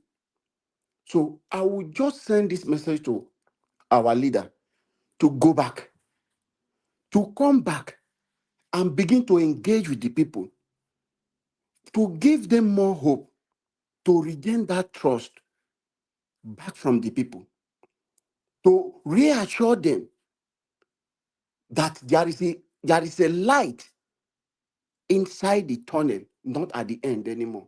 because we want to begin to see that light in the tunnel. So when we go out, we'll see the bigger one. That is what Nigeria is looking for now. So it will come back. Forget about the elite. I know in one way or the other, you may think, yeah, some of them would think they have the control to control the system. But the Nigeria youth and the citizens are the more people who are more powerful than. How many are the elites? When you look at them, when we are talking about, how many are them? They depend on us. Who are the secretary to them? We. Who is even helping them to understand how their phones work? We. Who is helping them to manage their resources? We. So we are the key. Tinubu cannot do anything today. Money cannot leave Nigeria without smart youth who will help to push. Just prove me wrong what I'm saying. In everywhere they are, in every ministry, there is this key youth who are operating the system, who are doing these things. And I believe most of them are willing for a change in Nigeria. They are waiting for who will press the button. A lot of fires will begin to fly out. Who is carrying them when they go to Biapolo? Who is a driver who will carry them, Mr. President, to go around Abuja? So no information that will be hidden. When that time comes, the things they are doing that people do not know, a lot of information will begin to come out for Nigerians. They will not even understand where this information is coming out from. We have gone far. We have gone far. We have entered those elite. Let me not talk as if I'm exposing some. We have entered them to know them, most of the things they are doing. And at the right time, a lot of things will happen. So I'm appealing to Nigerians not to give up. Let us keep hope alive. Let us now, what I expect us to be doing is calling for electoral reform, not blaming Peter Obi for this. Would you leave? Is someone who has come out just to help and sacrifice for you, because he stand amongst, like some people will call him a better devil. Among all the politicians in Nigeria, there is no one till today, being the current governor, in any place that can match Peter Obi integrity. If he has stolen one kobo for criticizing President Tinubu today, he would have been in jail because they couldn't find anything. They are pinching him gradually. They know if they do anything to Peter Obi, it will escalate. It will bring a lot of problem in Nigeria. So secretly, they are pinching him. It's just like taking you gradually. You are walking, you will be like a walking corpse. That is what they are doing to our leader. That is what is happening to Peter Obi. But he's a strong man. You will not understand. I have told you, I've told Nigerians, this man has money to eat any food he wants to eat. He's not going there because he wants to look for money for presidency. He's coming himself to as a sacrificial lamb for Nigerians. That is what he's going through today. So we should even be grateful for a person like Peter Obi. We should even be ashamed that as we are, can we, who is this that want to come out? Let that person come out and beat the record of B2 that we can see how we can take power. We challenge every youth to do that. We challenge Nigerians to come out and do. This man has come out to make this sacrifice for us, which we encourage him. Stand by him. If we think we have any other option, bring it, let us see. If there is no cockroach in the cupboard of those ones. So these are things which we encourage this man. Stand by him, pray for him to succeed, and do our own contribution that we can do to support him. We can passionately appeal to him. If he's going the way is not normal, we can appeal, say, sir, please come back to us and begin to address this issue. Come to the grassroots, begin to start this movement that we've started, because it is the youth that gave him the block vote. Everything he had, there was no elite. None of them came out, even 2023. Just few people who came out. Some of them are high, they said they don't want to talk. Though during the election, they came and vote. But who came out on the street, all the 2 million march, 1 million march, is the youth of Nigerians. So please, my Nigerians, My fellow Nigerians, I'm appealing to you. Let's calm down and pray for Peter Obi. You don't know what that man is going through. When he's telling you to be an opposition in Nigeria, they will not do Atiku anything because Atiku is not their problem. If they bring Atiku out today, it's a carry go for President Tinubu. It solely challenges is Peter Obi. So anyhow they can trim him down like flowers, that will make him cut his wings, whichever things, that is what they are doing secretly. The way you and I will not even understand that such thing is happening. That is what is happening to Peter Obi today. So I will just appreciate Okay. everyone. Thank And I you. will appeal, please. Sorry for taking much of time. A better Nigeria is possible. And this is the right time for us to start this electoral reform. Wherever you are, speak Thank to you. your House of Rep member, your senators, electoral reform now or never. Thank you, Nigerians. Thank you, Mr. Najawash, for your time. Thank you, Prince Alabo. God bless you, sir. Thank you. You said we should start praying for Peter Obi. Okay. Thank you. Thank you very much for your submission. I would like to call on Mama Isho. Mama Isho, thank you very much, ma, for your time with us this evening. Good evening to you, ma. You have your time, 8 minutes, if you are there. Greetings to everyone and happy first Saturday of the year to everybody. Greetings to you, beloved views. Greetings to our sweet mommy diaspora, and greetings to all my sweethearts in the panelists, the viewer, and the listener. And those who's going to listen to this broadcast later during the week. The thing is, I think we are now in a new year. And I remember rounding up the year, I did appeal to us that in this new year, we should be more positive in trying to find solution to our problem as a people of Nigeria. So it is not yet time for us to begin to discuss what was done right and what was not done right. Those things that were not done right, it is time for us to put them on the table and be able to see, oh, this is where we didn't get it right last time. What do we need to do to be able to block it? For example, none of us that will know that, okay, thief armed robber used to come to my house every time. And I know the route for which they will come, and you still not do something about it. They will rig. How do they rig? And how do we prevent them from rigging? Those should be the discussion on the table. Not all this mindset, they are going to rig. Is it their children that rig for them? Is it their wife that rig for them? Is it not some of us that also do this rigging that we are talking about? So how do we educate each other to stop ourselves to being used to rig? How do we begin to educate ourselves to make us to know that the rigging, it gives us a result that causes us problem. And when they are in power, they don't even remember you that rig for them. Those are some of the questions we should begin to discuss now. And you're supposed to be doing active education of our people.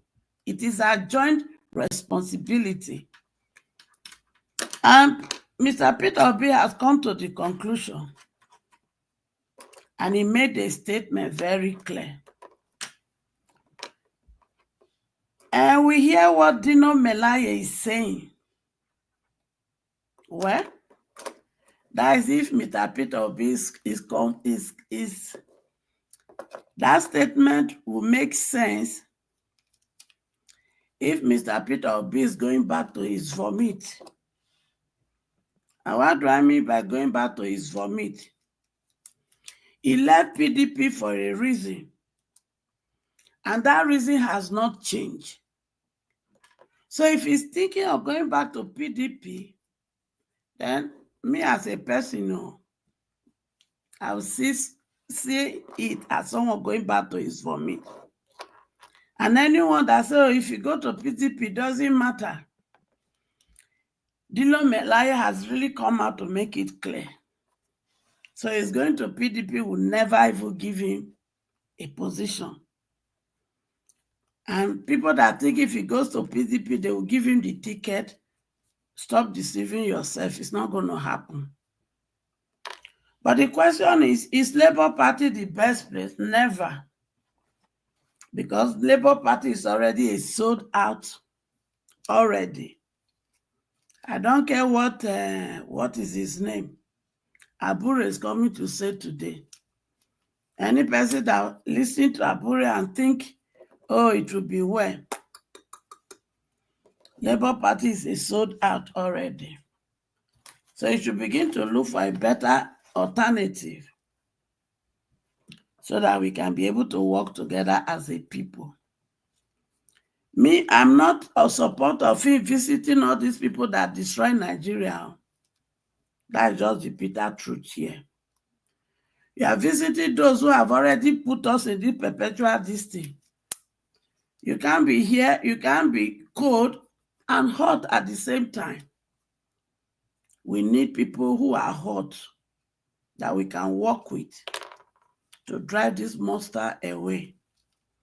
And it is our collective effort as a people who belongs to the oppressed group. So I will encourage us that the journey starts now. And it is a collective effort. I will rest my talk for now. Thank you. And may God bless us all.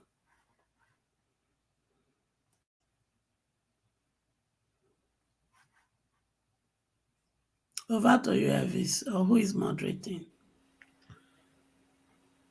Good evening, everybody. Mama Hitcher, thank you for that broadcast. It appears Mr. Nanjawach is not immediately available, but you know how we do it here.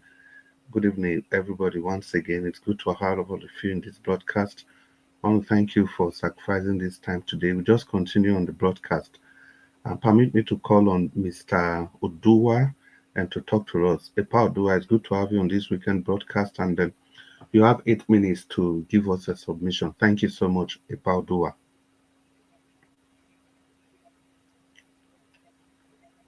Epa Oduwa, are you there? Can any person hear me at all? Yes. Okay. If Epa Oduwa is not there, let me see who has not spoken. So I think everybody has contributed. In that case, okay, Oga CBD is just joining. Oga CBD, it's good to have you on the broadcast. I think you joined at the right time. So you want to open your microphone and talk to us for 8 minutes. You are welcome to the weekend edition of this broadcast. Mr. NCBD, please talk to us for 8 minutes. Mr. NCBD.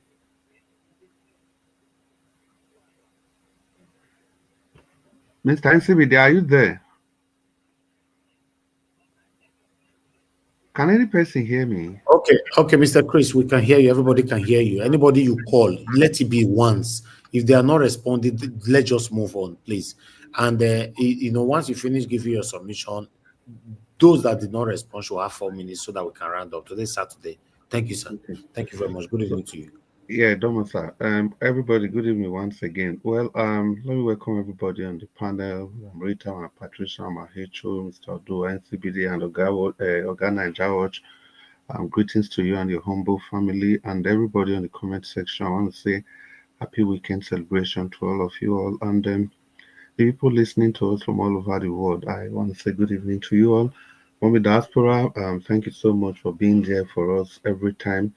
Even when we don't call you, you're already there waiting to do the needful. Thank you so much. Yeah, Nigerians, it's politics as usual. I think for me, I'll say it's a case of the chicken coming home to roost. I can see there have been diverse opinions, diverse views on the current political situation vis-a-vis the trajectory of Peter Obi's political journey. For me, I think the way these things are, if we want to play politics, we should be ready to play politics. If we don't want to play politics, we should stay away from politics. That's how it is. You cannot do it half measure. In playing politics, there must be give and take. You must have to make some sacrifice. There are some people you must have to work with, no matter how you look at it. You cannot get a group of 120 or 150 million clean angels to work with. No, that's why it's politics. You want to govern the whole nation, the whole state, the whole local government. You have a dream, you have an aspiration to become the leader, to emancipate your people. So don't expect that the people you are going to work with at every point in time, they all must be clean without any iota of political or, I don't know, political discoloration. Let me not even say coloration, discoloration or whatever.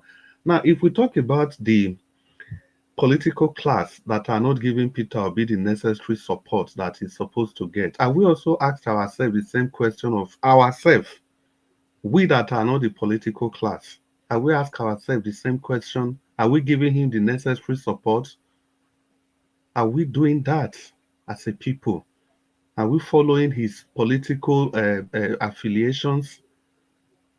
Because the last election in Edo State and even in every other state of the federation, see, we can't keep going doing politics in such a way that we just tell ourselves, okay, whoever it is, maybe we just look for any good person. It doesn't matter the political party where the person they.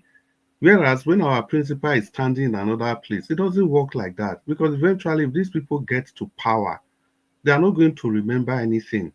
They are not going to remember whether you supported them because you felt they were the best candidates.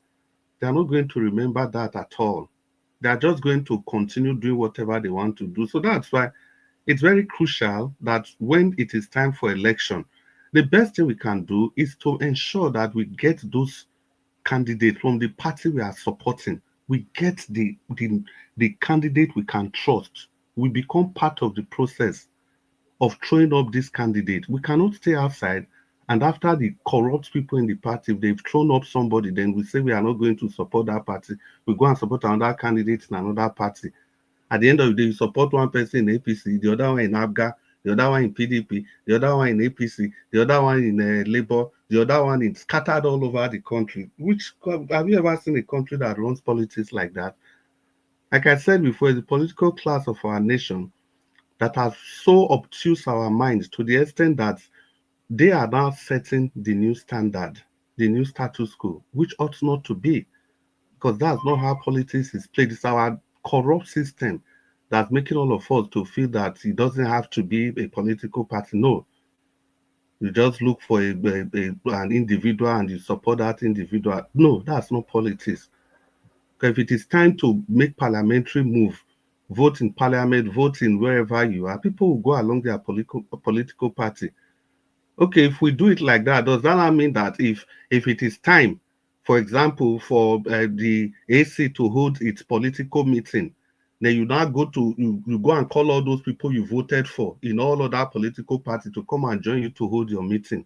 It's not going to be possible. If it is time to strategize to move the nation forward, you now be going around all the country, the people you voted for, the so-called good people you voted for, scattered all over the political party. Will you go and call them to come and join you in holding your meetings?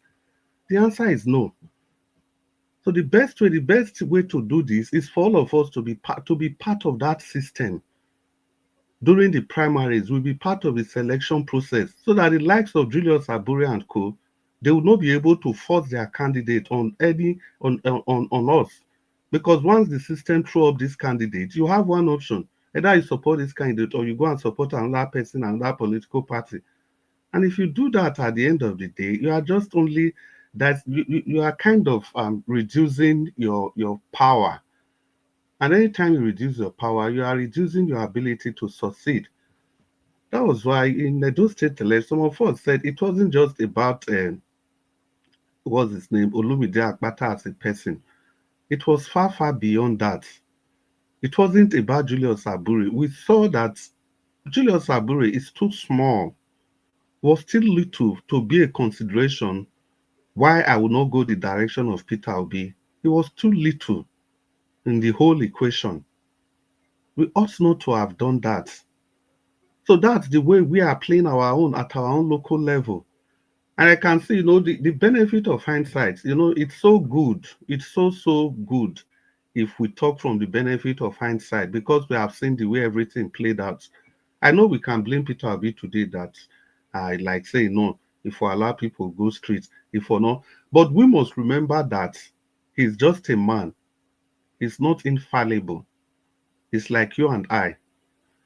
He took that decision hoping that could have been the best as at then. Now that decision has failed. I think a little vilifying here and there is okay. But we should understand that the reason he didn't take that decision because he didn't mean well for the nation. As at that time, he thought that was the best for the nation. We know he didn't take that decision in a position of greed or a position of self-aggrandizement or from any other personal consideration. I think he took that decision from a general outlook of how things ought to be. But now that it has happened, we are all talking from the benefit of hindsight. I'm very sure if he had succeeded with that decision he took, we would have also applauded him and praised his ingenuity. Now that move has failed. And tell me, who changes a winning team? Nobody. This was how he did it before, and he expected that probably he's going to, if he passed through that route again, he's going to succeed. Okay, for example, if he had not even gone through that route, what will people also say? Why this man go dey do like this? When he there now brag governor that time, no be so he take win, no be court give am victory. Why he not still do am? Why he not still follow that same system again? That's what people would have said.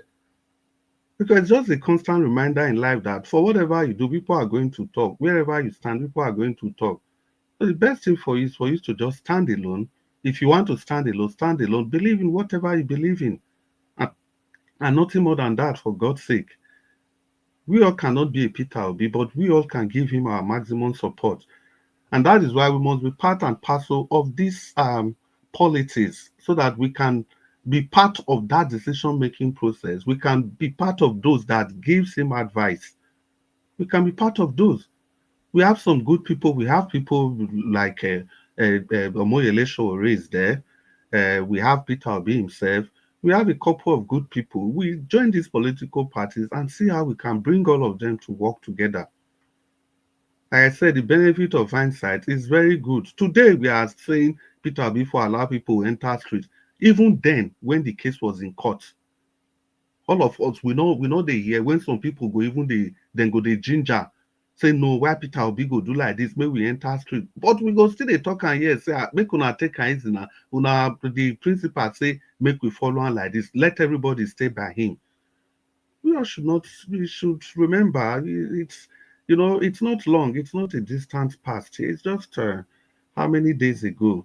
We shouldn't forget the way this whole thing panned out. But in moving forward, if we leave the big name, if we leave the likes of Tinubu and Co alone, those guys are just playing their own politics. What are we doing now? Now, what are we doing now to support Peter? In what way? Are we supporting the things he's supporting? Even if we are not supporting the things he's supporting, are we engaging with him? Because it's not compulsory we support him every time. We can argue, we can disagree with him. Like somebody suggested that he should be visiting stations like this that are supporting him, so that by so doing, all of us, we have the opportunity to interact with him. We interact with him and let him know how the status quo should be. Because the way it stands now, the people that he takes advice from are people just around him, people that may not feel the impulse of whatever is going on in the nation. So, people, I think my time is fast spent. So I just want to conclude this by saying that we all have to be involved if we must move this nation forward. As long as we stay at the sideline, these people will keep doing what they want to do, and we will keep analyzing and trying to change the narrative. We will be reacting. We will be reacting instead of being proactive. So the only way to be proactive is to be part and be a part and parcel of the process. You cannot get a group of 100 saints from heaven. Any political party, there must be corrupt people in there. But the most important thing at every point in time is for the good people to be more than the corrupt people. Ladies and gentlemen, good evening to you all. That's my submission. Thank you, Mr. Nanjawach.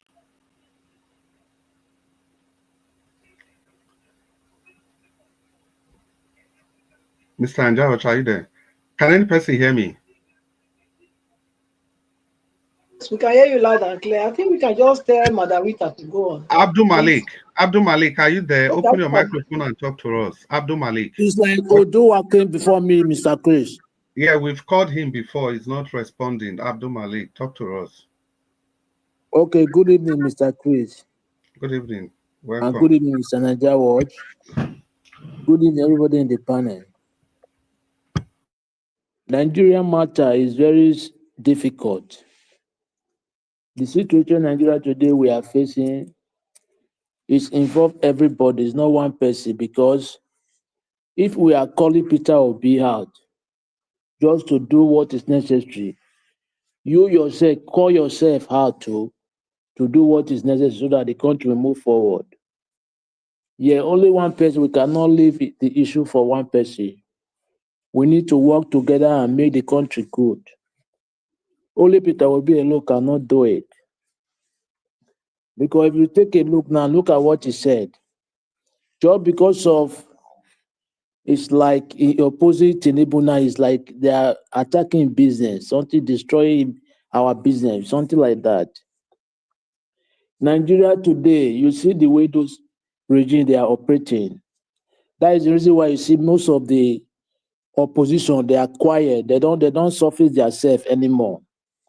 Because the way they operate the government is like primitive life, primitive reasoning. I don't understand the way they are reasoning. And all other countries, they have opposition. If the current government, they are not doing well, they will talk the way they want. Because we are in democracy. But this government is not democracy, it's autocracy of government. Dictatorship, understand? This is not how they operate democracy.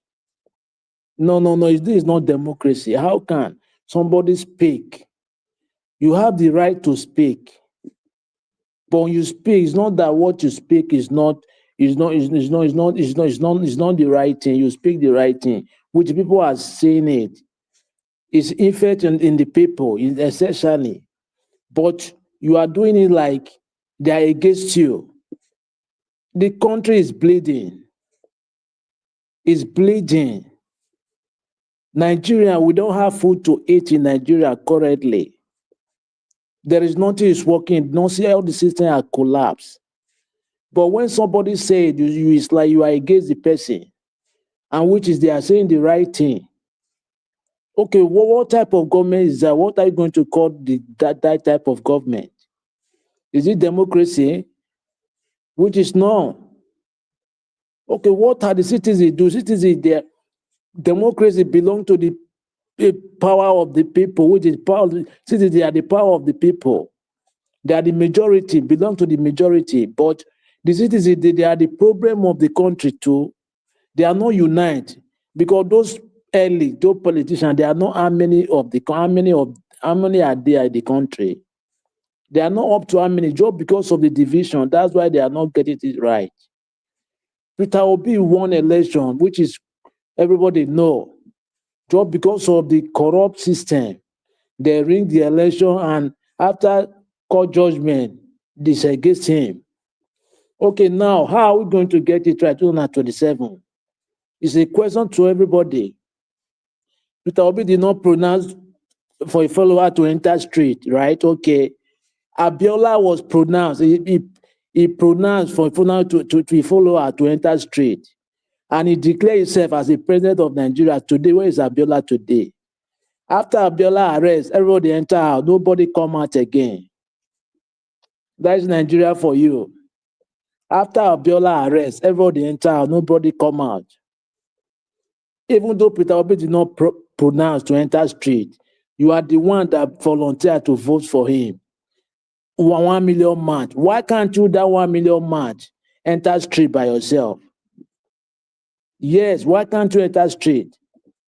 There's no need for you to wait for him to pronounce to enter street. If really you want to reclaim the mandate for him.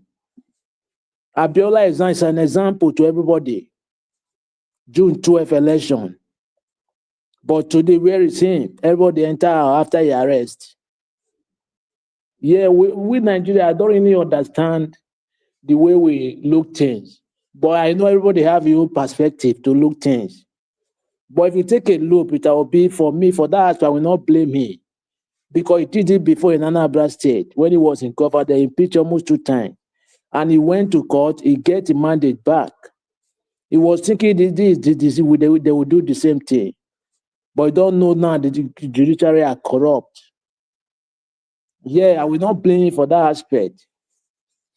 The only thing we need to do 2027, everybody need to work hard. Because the way I say, we are not yet ready yet to make the country better. Yeah, we are not yet ready because majority of the people belong to the democracy of country. But majority of us, which is the youth, we are divided. We are against ourselves. We are side of the politician. When they give you peanut, you will betray your brother. How can we get it right that way? That is the problem we have. It's not that we cannot get it, but that is the major problem. If we change that attitude, that mindset, we come together, everything will be fine. Abdul But Malik, round up, sir. without that, there is nothing will be fine. Peter Obi today, no matter the situation of Nigeria, he can survive. He's trying to fight for the masses of the country. That is the reason why he still tries to do what he's doing to make the country better. Thank you very much, Mr. Chris. Yes, Abdul Malik, thank you very much for your submission. We've come to the end of the first round of the broadcast. And okay, Mr. Adua is just turning on his camera, which means he's available to speak. Mr. Adua, it's good to have you on the show. And you have 8 minutes to talk to us. But before that, Mr. Abdua, Abdul Malik, I just want to thank you so much for that, your submission. You know, the thing is that I don't know if any person can bring one nation that the person that contested in the election, after the election, told the people that voted for him to go to the street. It will be say, make una account. Is there anything wrong with that in the first place? Is there anything wrong with that? Why are we just looking for every way to blame the man? Any move, if you go left, you not go left. If you go right, no. If you go right, you're too fast for going right. In the first place, okay, what about after the judgment? He said, make them come, make them go court. As they go court that day, then do the judgment, they get as it be. Why people not enter street? Okay, before Peter Obi, people know the suffer. Why they never enter street for which they suffer for since? The suffer start from 2023. The suffer started from 2023, from Peter Obi's election. Let's be objective now. Anyhow, the man is peace loving. You know, we understand. It's not this let's just go and finish everybody out. It's not that kind of person. But for whatever it is, we still have to give it to him. For now, he appears to be the best candidate. And there are some people, like I've mentioned severally on this platform. I wish we can get him and Showore to work together. So that in that way, Showore will remain that's Aluta arm of the group before 2023 election. So now one time me say there is nothing where Nigerians supposed to don't come out protest for. The whole Nigeria, there is nothing at all. Okay, since after Mr. that Chris, time, there's still nothing at all. Mr. Chris, 1 second. Quickly, in please. Other nations, even come out to increase fuel price. Other nations, they come out to protest. Look at how many times now they have increased price for this regime. There is nobody came out. Now, bag of rice, it jumped from last 2022 from 45,000 to 104,000 now. Nobody came out to protest. They are not yet serious. the whole problem for Nigeria started in 2023. See, your Inspector General of Police, because make una dey here now, under 1 day, the tenure don't expire. Under 1 day, Tinubu, the right to National Assembly, Akpabio increase the tenure. The tenure supposed to don't expire, increase in tenure indefinitely. So now that Inspector General of Police will conduct an election for 2027. Is that not enough? Type on Google, type what did happen for South Korea. Just type South Korea. Nobody me go tell you now that one. Just type it on Google and come back and see what the people are doing there. What the problem for Nigeria start because say Peter Obi say make them not protest for 2023. That's the proper thing he could have said. So that when the people now come out, nobody can come for, they cannot fish him out as an individual. This is not to say that he's perfect. This is not to say don't criticize him. No. But let's not just make it as if that is the beginning and the end of all our struggle. Well, everybody is entitled to their opinion. It is not to shut down any person. Everybody is entitled to their opinion. Yes, Madam Patricia, I beg, may we continue. We will come to you. Don't worry, Madam Patricia. Paul Dua, quickly talk to us. 8 minutes. Madam Patricia, don't worry. We'll come to you, please. Paul Dua, 8 minutes, quickly. Sorry.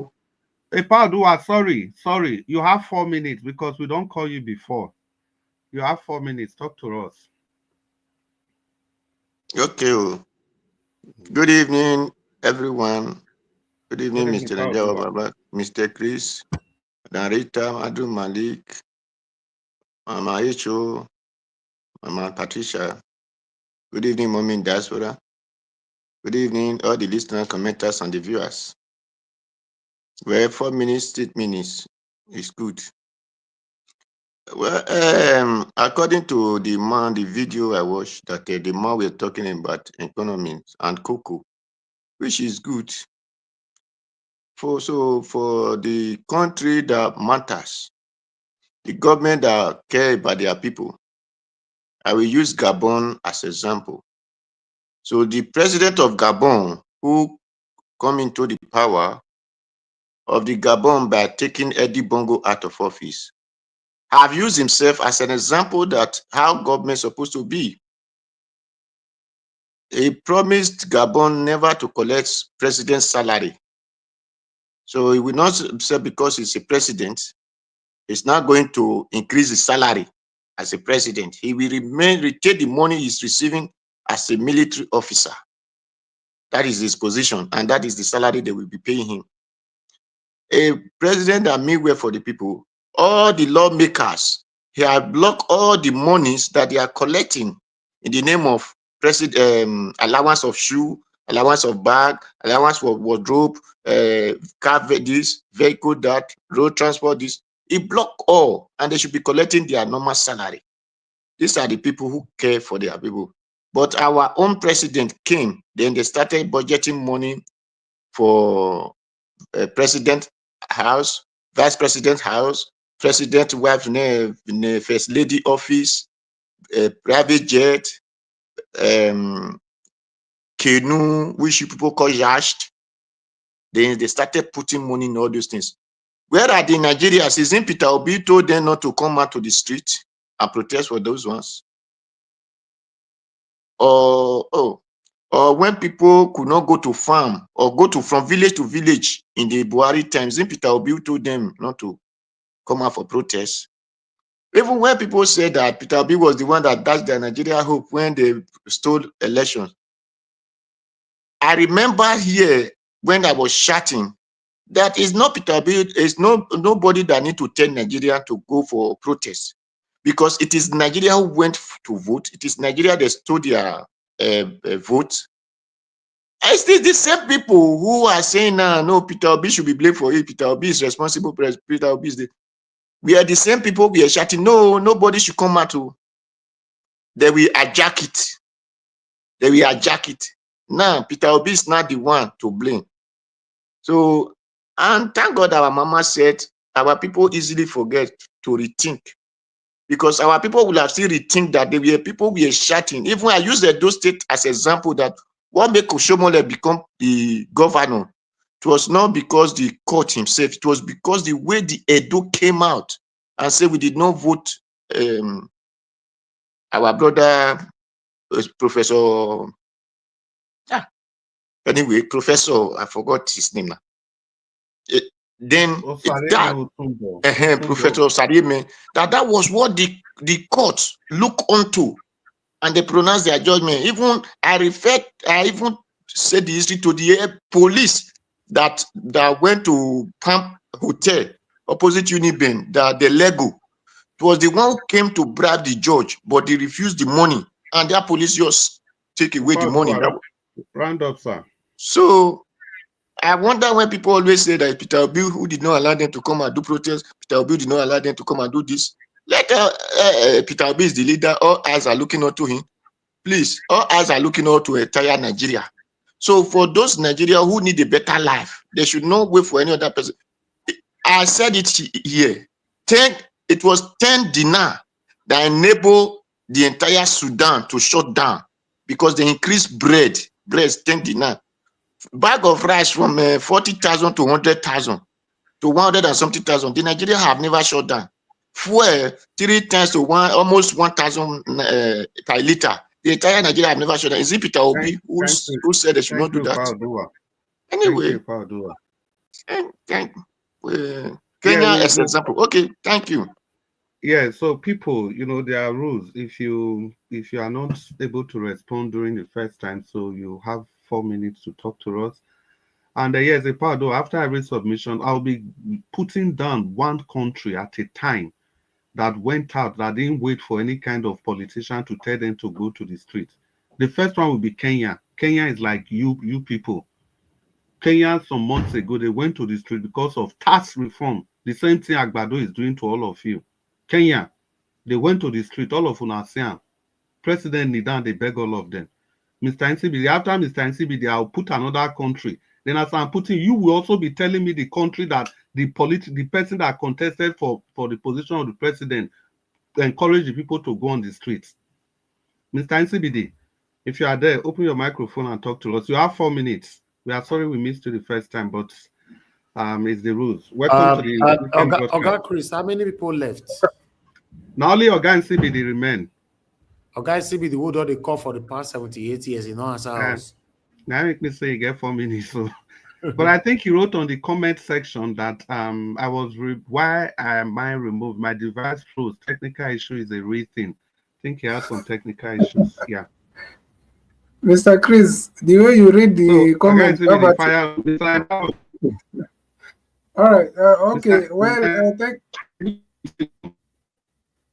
hello. I hope you can hear me. I don't know if you can hear me. Fire. Yeah, hello. I hope you can hear me, Mr. Chris. Hello. I think again, CBD, you are still having connection problem. You are still having connection problem. So we'll just continue so that we save time. Aha, Madam Patricia. Sorry, I just wanted Mr. Adua to finish talking so that we know that everybody has finished talking. So, Madam Patricia, I wanted to say something quickly. I'm not the first person now. Since it was there, let Madarita give us 4 minutes. ACBD, we can hear you. We can hear you. It is only Chris that is not hearing you. The thing means if I surprise you. So can I go on? Yes, go on. We can hear you. All right. Thank you so much. The thing is,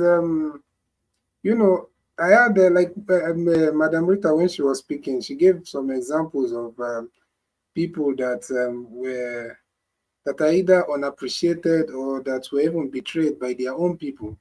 For example, Lumumba, of Congo. I'm talking about the efforts of someone like William Wilberforce, and I don't know, for whatever reason, nobody is giving the man that credit. He's not even talked about that much for all the things. Maybe because of the whole slave trade issue was also an European thing, so probably nobody cared, even if it was still an European man that fought hard for it to be abolished. But what of the case of people like Thomas Sankara and Pierre Lumumba, you know, these are people that their people are the ones that, you know, that let them down. Someone like Thomas Sankara, it was his own friend that had a deal with the French, and they got rid of him, and the friend became the ruler till, you know, for decades. So the thing is that sometimes it's easy to call someone like Peter Obi. That time when INEC did what they did, we all know what they did. If Peter Obi, if there is nowhere in the world that any leader, okay, maybe there is, but it's very rare for you to see a leader that will come out and say, oh, these people have taken the, you know, obviously it has been rigged, so now nobody should rest. Just come out, do whatever you want, you know, make sure you take back. They can't say that, because if anything goes wrong, you're not the one that will go with him to ICC. And you know the way ICC is very active when it comes to African leaders.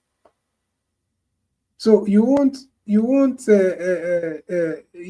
one that will go escort him to ICC.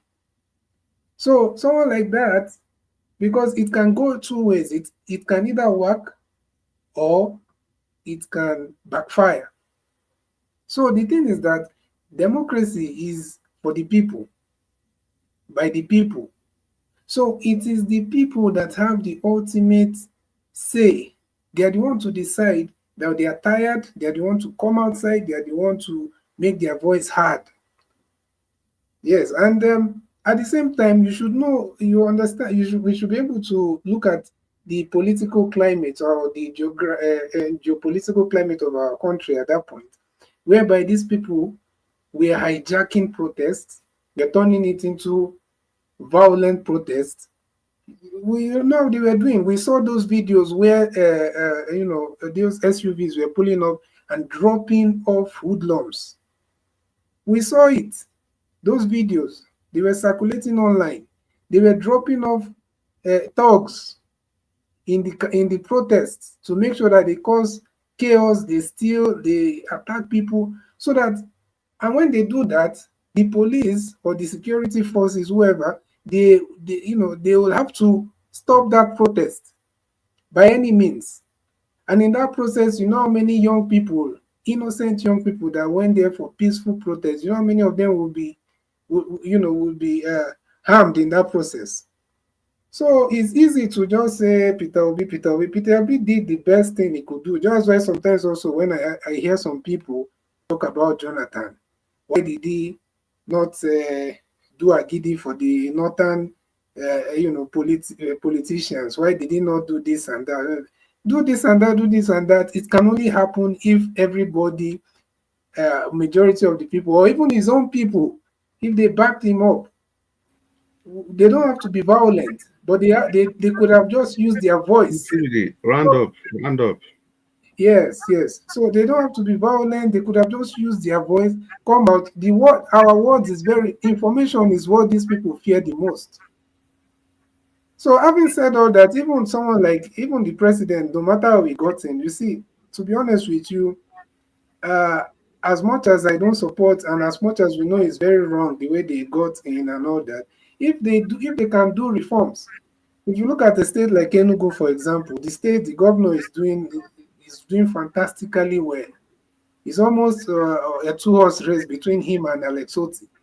And a lot of people felt that he didn't get in the right way, but he's doing very well. So if these people, if they can pull off, if someone like Tinubu can do some important reforms, it doesn't matter how we got in.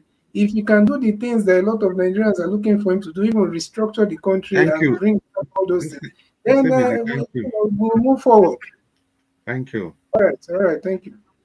Thank you so much, Oga Nsibidi, for your submission. Like I promised, I'll be giving one country that protested spontaneously. The next country is Sri Lanka. All of you, you are all aware of Sri Lanka. Which presidential candidate said they made the entire streets? Nobody. They went on there because they were fed up of the system. Ladies and gentlemen, let's continue on the second segment of this broadcast. Our time is far spent. Please use the like button, the share button, and the dollar sign if you can. It's the number one station of choice, Nigeria Watch YouTube channel, and it's just an arm of the Nigeria Watch Media. And we are on Telegram, Instagram, TikTok, everywhere on social media handle. So if you are sharing, click on the share button. It takes you to all your social media handle and begin to distribute the goods, the good information, the good news to your friends and well wishers, even your frenemies. Everybody, they have need for this information. What we are doing is political acculturation. We are trying to use our political submission to change the mindset of people of how politics ought to be played. Thank you very much, and let's continue. On this segment, we are going to go through 3 minutes. If we still have time, there may be 30 seconds to end the broadcast. 3 minutes. I would like to call on first person, Madam Rita, who has been very, very quiet. And since Madam Rita, thank you so much for being part of this broadcast. And open your microphone and talk to us for 3 minutes, Madam Rita. Thank you, Mr. Chris. You're very generous with the 3 minutes. I didn't expect we would take that much. But anyway, I want to say that, at the end of the day, could you mute yourself, please? Because I'm hearing myself back. Thank you. At the end of the day, um, who we are is who we are. The kinds of decisions and the thought processes that we choose to follow is what we become. We all can discern between good and evil.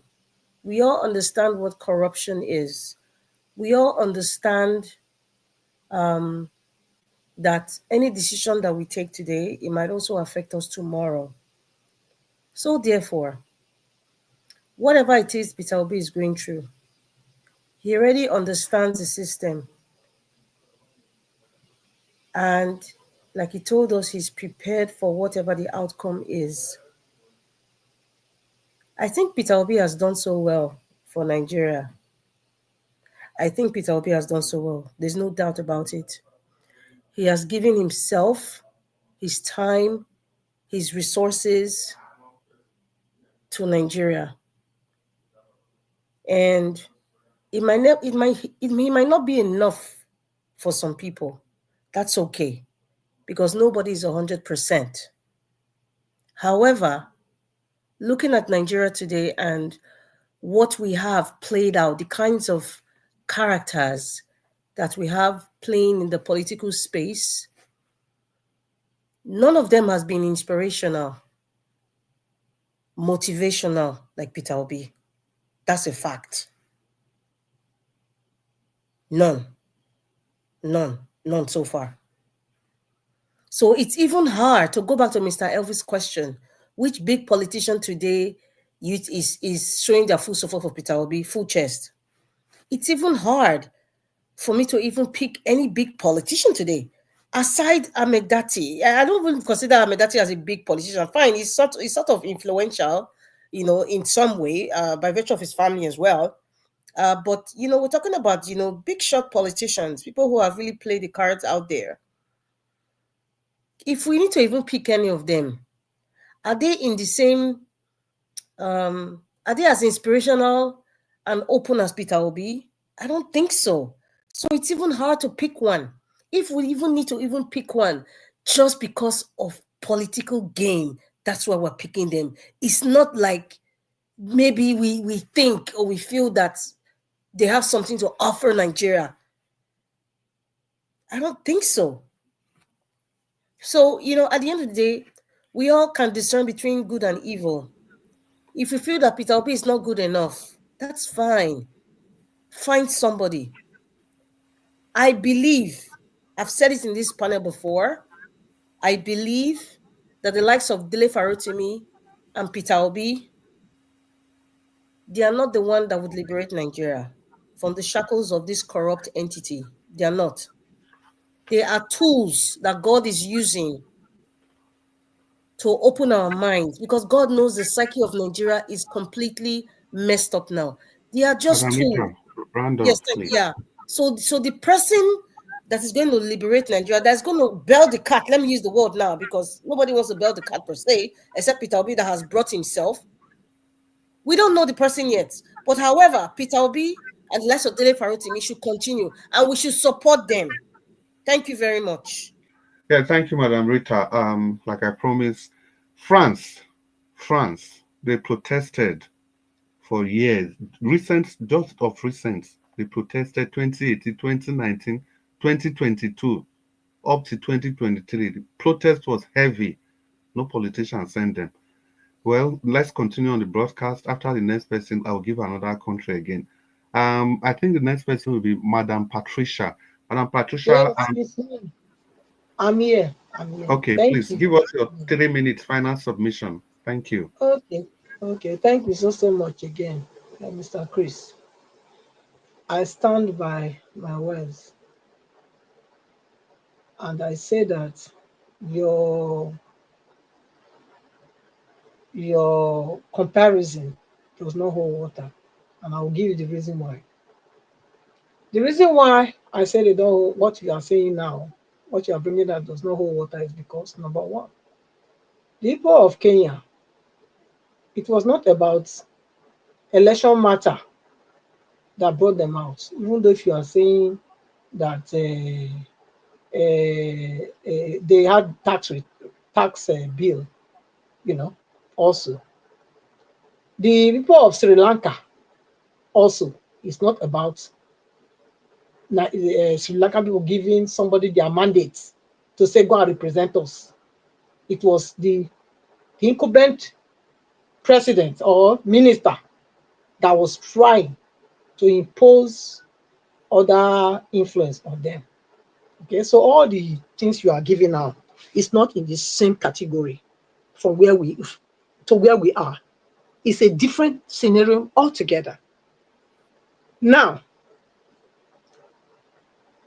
Mr. Peter Obi, I will go back to it again.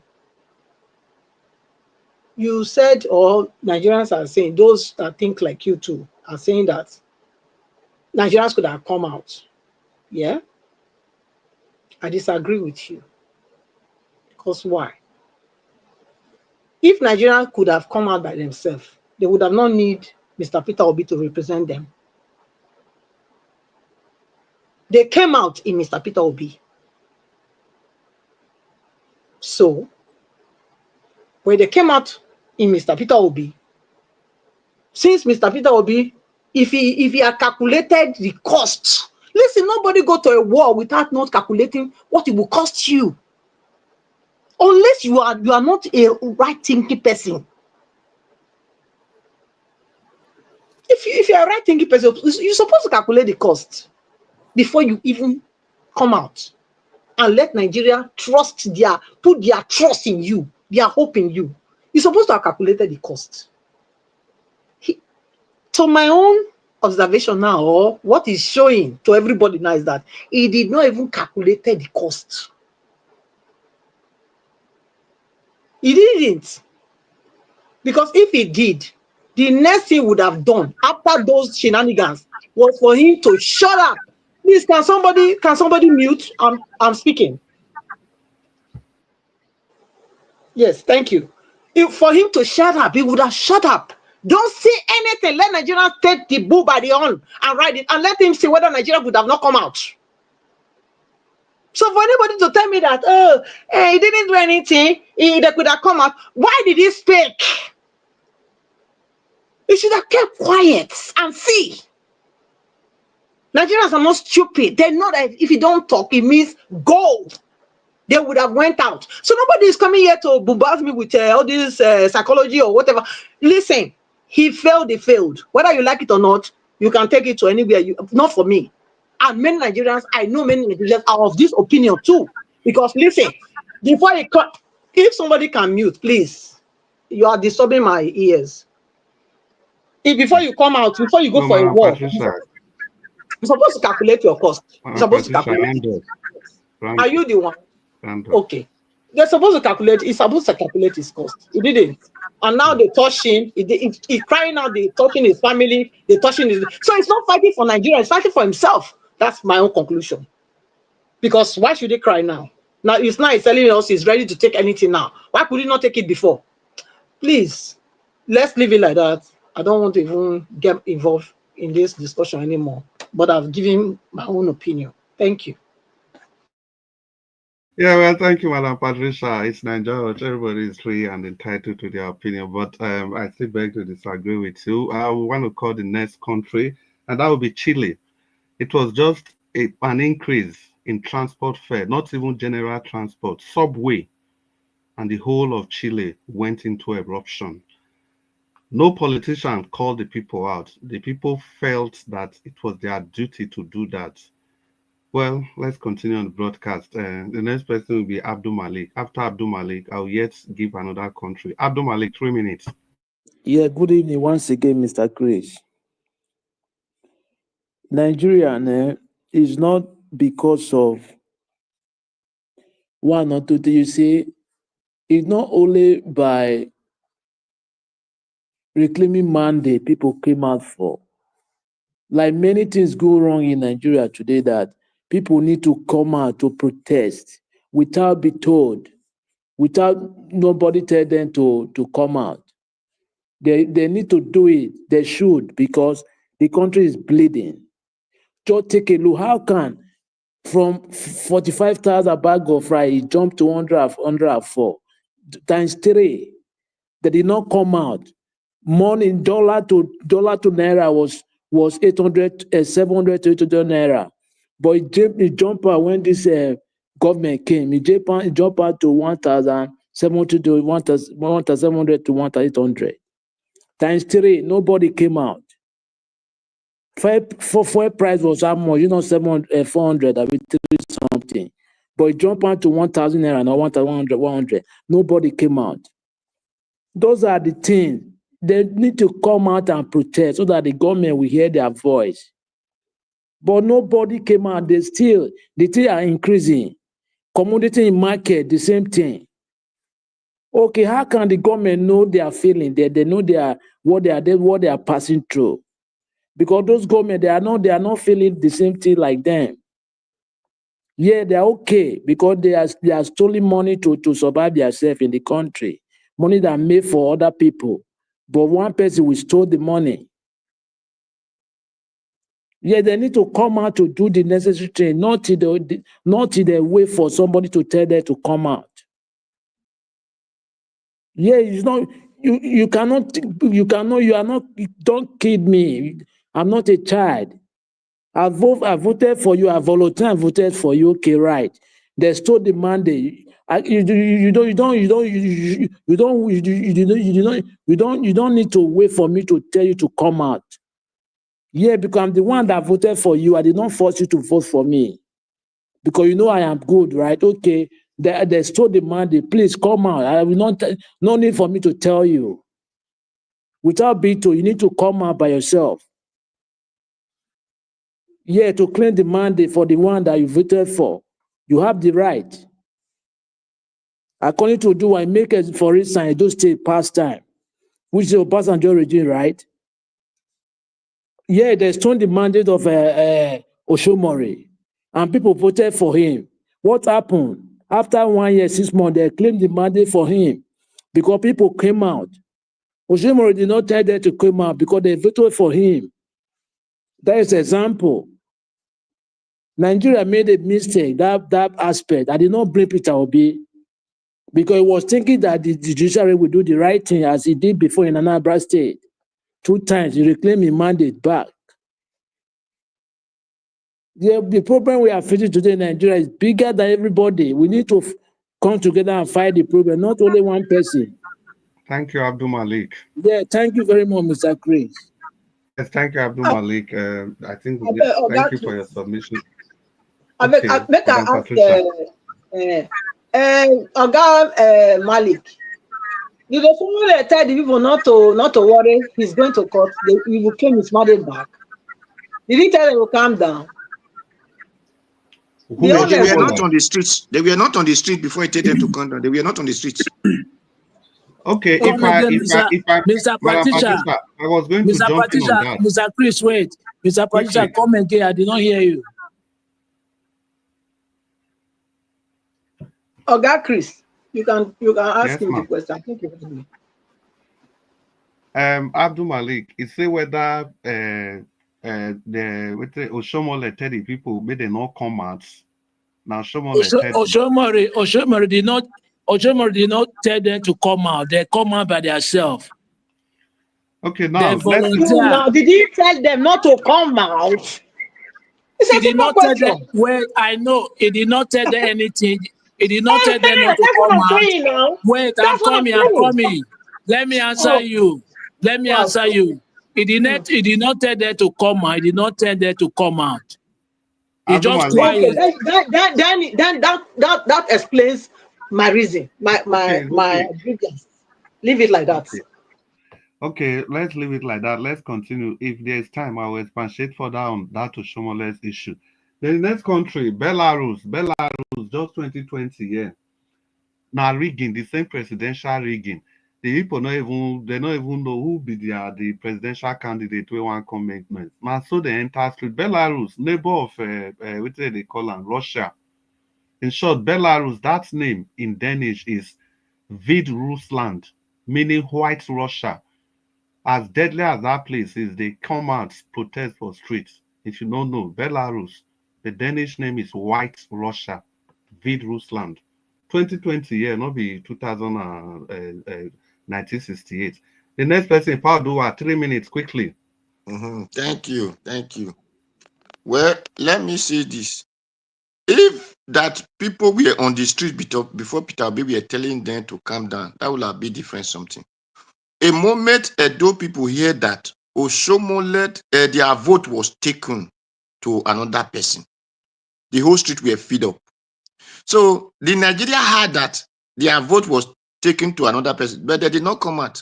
All of them refused to come out. They were not saying Peter Obi do not come out and tell them to come out. That is.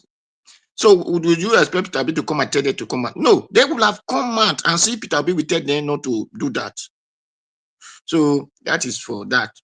Then for the other things is people said Peter Obi. Is it only Peter Obi that contested? Where are the rest? Here in Italy, I remember that when they did protests, when they did the election, when we came newly, according to the three candidates, there was a rule they used to measure, and they said none of them get to that place, or all of them were none of them get to that place the way they need it. So they were disqualified. They did not agree on that election. Italian did not protest, but let me tell you, just say that Italian could not buy spaghetti to eat, and see what will happen the next day. Nigeria has, when they did end-SARS protest, wasn't Peter Obi who told them to come out for end-SARS protest? No. So what pays Nigeria is not the election they did. What pays Nigeria is what they cannot buy in the market, what they cannot feed themselves with. So that is things that are supposed to be penny them, that they're supposed to be coming out in the street every day. When they increase fuel, it's not Peter Obi, only Peter Obi will buy fuel. It's the entire Nigeria. They're supposed to be on the street. When they increase rice, they're supposed to be on the street. When they start building house for vice president, they're supposed to be on the street. Those things are what countries we see and said this government must tumble. Kenya came out because that thing affect the Kenyans. But what is affecting Nigerians? They are waiting Peter Obi to come and lead them in it. So the Nigerians are not ready. Because what affects Nigerians, it is Nigeria that we said enough is enough for this thing that is affecting us. Because it is not only Peter Obi the thing affect. Even Peter Obi live better more than most of Nigerians who are complaining Peter Obi did not come out, why Peter Obi is talking, why Peter Obi is not talking. So if the thing is affecting the Nigerians should be on the streets. So that is all I have to say in it. Thank you. Yeah, thank you. That's all you have to say. We'll be going to Mama Hecho Padua, like I promised. The next country is Peru. See, in Peru, the president was doing so well. And the thieving politicians, like you have them in the House of Assembly, they impeached the president. This one is yesterday, 2022. And the people took to the streets. They not wait to make the president talk or not, because they saw that, you see all this, they go, they buy television every year, they buy cooking utensils every year, they buy wardrobe allowance every year. The Peru president tried to stop that thing. Then the politicians impeach him. Then the people enter street. 2022. Mama HO, if you are there, talk to us 3 minutes. Mama HO is not there. And we come to Oga Nsibidi. Nsibidi, are you still there? Yeah, yes, I am. Okay, Thank you so Infinity, much. 3 minutes. Yeah, thank you. Still hitting on this, still with the same reference of Kenya. You see, um, I think there's something that is incorrect. Yeah, maybe the last protest that they did was not about election. And I guess that's what Madam Patricia was trying to say. It was not about election, it was about the economic situation and I think the tax reforms that the people, many of the people did not support. But it's still the same Kenya that came out in 2007. Everybody knows about that story. People that are familiar with this African politics, how they felt that there was this contest between, Again, CBD, before you even continue, see, even yeah, that argument, they come to that later if there is time. mm, But don't forget, yeah, Kenya, if na election I want to talk, Kenya, mm, their presidential election, the Rutos wey just come out, I not see wetin dem do when case dey court, when everybody go put pressure for Supreme Court annul the election of a sitting president. yeah, They did. That mm, was just 4 years ago, no, about 5 years ago. They did. So if anyhow we want talk am, then go, they no yeah, let Supreme Court, then go Supreme Court. Supreme Court annul that election. That time the person exactly, don't even sit down there as a president. He annulled the election because people were exactly. protesting up and down. Yeah, yeah. So, and that's the thing I was trying to expand on. You see, like, for example, in 2007, a lot of people felt in the country felt that the then Raila Odinga, I'm sure, I don't know if you know Raila Odinga, they felt he won. But the sitting president, who was, I think, Kibaki, was the one that was declared the winner. And that raised, Raila Odinga never had any issue in the ICC. After some years, the people that were even going to the ICC were the people that are not even main players, like maybe the some of the other political figures in the parties. Not some. Raila Odinga was totally free from ICC because he never made a single statement calling for nationwide action, and that was why he was never even indicted or even invited by the ICC. And that is the people who all turned out on the street, marched and marched and did everything until, sadly, it also went violent in some, in many ways, which made someone like Obasanjo, Kofi Annan, and everybody were going there. And at some point, they now settled for power sharing deal because of because of the people that said no, they are not going to, accept that. So the truth of the matter is that we can't say there's no political leader or someone that has contested that will come out and just say everybody come out. It's a very risky thing. You can't even do it because they will make sure the power that be that the ruling party or the ruling government will make sure that they turn that against you. So for someone like Peter Obi, and to be honest, some of the things we are saying is not actually correct. When we say that Peter Obi came out and said nobody should protest, there's no record of that. A Stand up, simple, a stand up. simple, a simple Google research will show you that. The only thing I remember, even as carried by a newspaper called Daily Trust, I think, when I was checking on it. The only thing he said was that they should not protest inside the court because it was disrupting the court process. The same Peter Obi that was accused by the government then, everybody was accusing him of planning violent protests. So I think we should be factual and we should do proper research before we come out and say that Peter Obi never. He only said that there Thank should you. be no violence. He said there should be no violence, and if you could see what those people were Thank doing, you. the games that they were playing, you would know that he used his wisdom to avoid disaster. These are the people that were dropping off thugs to go and destroy peaceful protests so that they can be violently stopped. So Prince, let thank us you. be factual. Yeah? Thank you very much, Prince. The next person to give us is 3 minutes. Will be oh, you don't Prince Ujagunalabo. Are you still there? Prince. And Prince is not there. Abdul Malik, you don't give us your 3 minutes. I can't remember. Abdul Malik. Yes, Mr. Chris, I've Okay. give already. Yeah, so it means we've all had our time and I'm here. okay, Prince, quickly. 3 minutes. Yeah, welcome, 3 welcome minutes. on board. Yeah, Quickly, Mr. Chris. quickly. Yeah, thank you. Yeah. Yeah. Okay, thank you, everyone. Earlier, I've said. Abdul Malik, mute yourself. Prince, continue quickly. Okay, okay. Thank you. I've said earlier, we should pray for Peter Obi, and we should be thanking God for Peter Obi. Peter Obi is just somebody who offered himself and would have been one of the best presidents we will have at the moment, but it didn't happen that way. He used himself as a sacrificial lamb, and today he's not regretting it, though he's feeling the pain of becoming an opposition. And he's the only one that is a problem in the neck of the ruling government today. He's the only bone in their neck because they know that any other person that will come, they will flog them. It's the integrity of Peter Obi. The person of Peter Obi is one person that you turn around Nigeria, you will not find them like 10 or 5.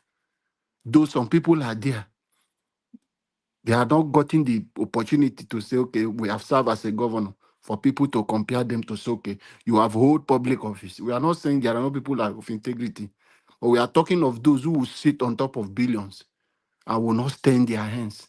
That is where Peter Obi is just so unique in his own way. And Nigeria are privileged to have a person like Peter Obi. And we are alive today to see him. See, let me tell Nigerians one thing.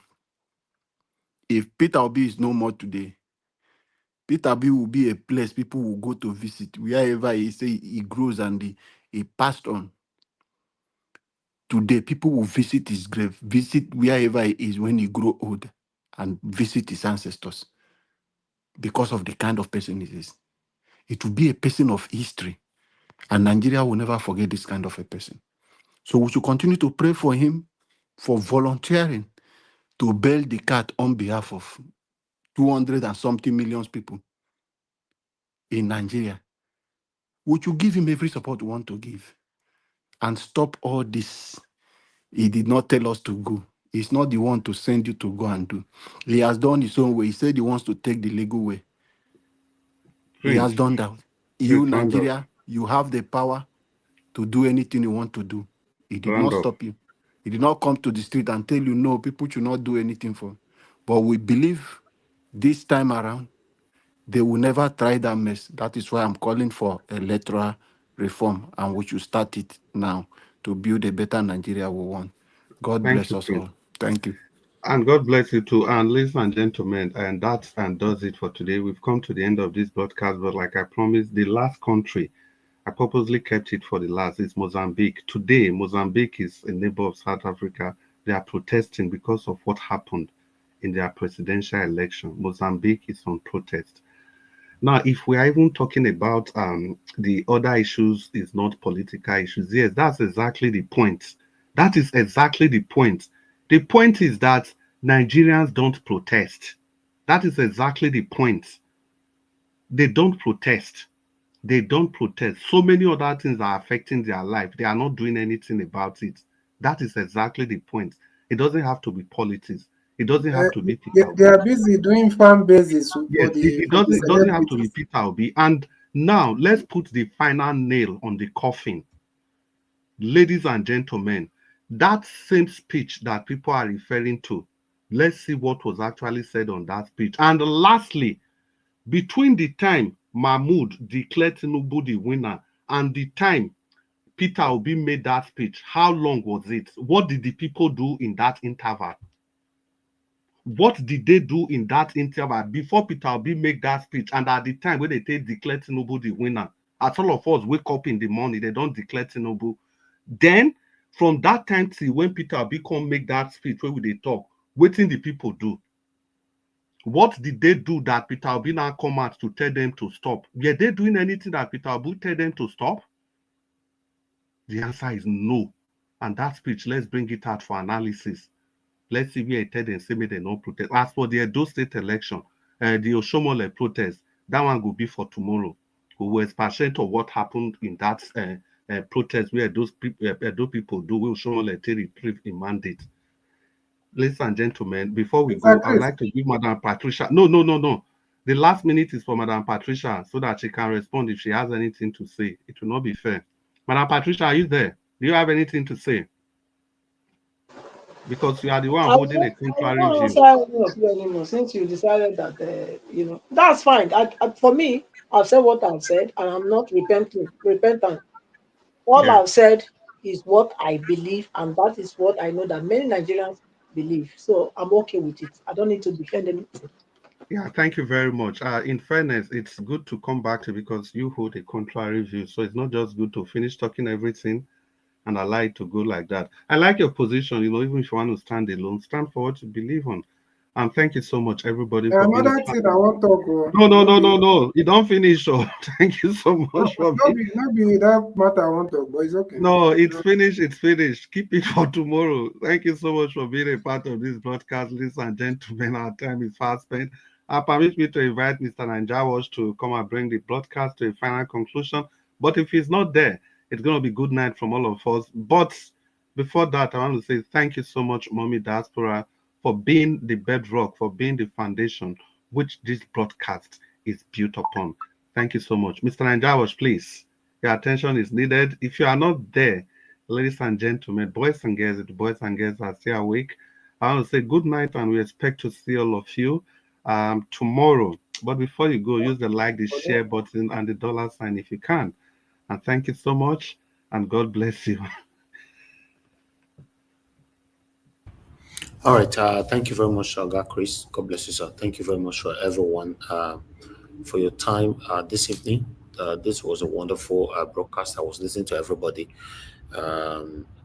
People agreeing and disagreeing at the same time. That's why we call a panel. We are here to agree or rather disagree. But remember, we're fighting for one goal: how Nigeria can become a better country in our time. That's what we all are doing. So we've come to the end of the broadcast. If we could not finalize the proper discussion tonight, tomorrow we'll continue again from where we stop. I appreciate every one of you, my people. Let's continue to put our effort, our time to see how Nigeria can be better in our time rather than we blaming just one particular person. Peter will be here and there. Let's also blame ourselves. What are we doing to see Nigeria become a better country today in our own time? A lot of Nigerians are a bit docile. So let's speak about us rather than talking about our elite. If we can sort ourselves out, I believe every other things will work. I appreciate all my people. Thank you very much, Chris, for all that you do. I appreciate you always. Thank you, Madam Patricia. Thank you, Madam Rita. Thank you very much, Mama Aisho, Prince Alabo. God bless you, sir. Oga Isingili, thanks for coming in today. Abdul Malik, thank you very much, sir. I appreciate you. Thank you, Mr. Odua, and thank you. I don't know. I think there was only one more person. Oga Chris, thank you very much once again. I appreciate those of you that called into the show today. Thank you very much, Madam Deborah. Madam Love God is my strength, Madam Annie. Thank you. God bless you all. I appreciate every one of you. And we go Ambassador Magnus that called in as well today. Thank you very much for calling in. I appreciate every one of you right there on the comment section. Mother for Mommy Diaspora. Thank you very much, Mommy, for all that you do. We appreciate you always. Thank you very much, Grace Home and Properties. God bless you. Faith Unlimited. Thank you, Love Maduka. Chidima, thank you, Georgia Fosa Benedict, I appreciate you. Thank you, my people. Faith Unlimited, once again, Michael Abba, and many, many others. Ladies and gentlemen, we've come to the end of the podcast. Allow us to end the show right now. I'll see you guys again tomorrow, 7 p.m. By God's grace, we'll take it from there. Good night and bye.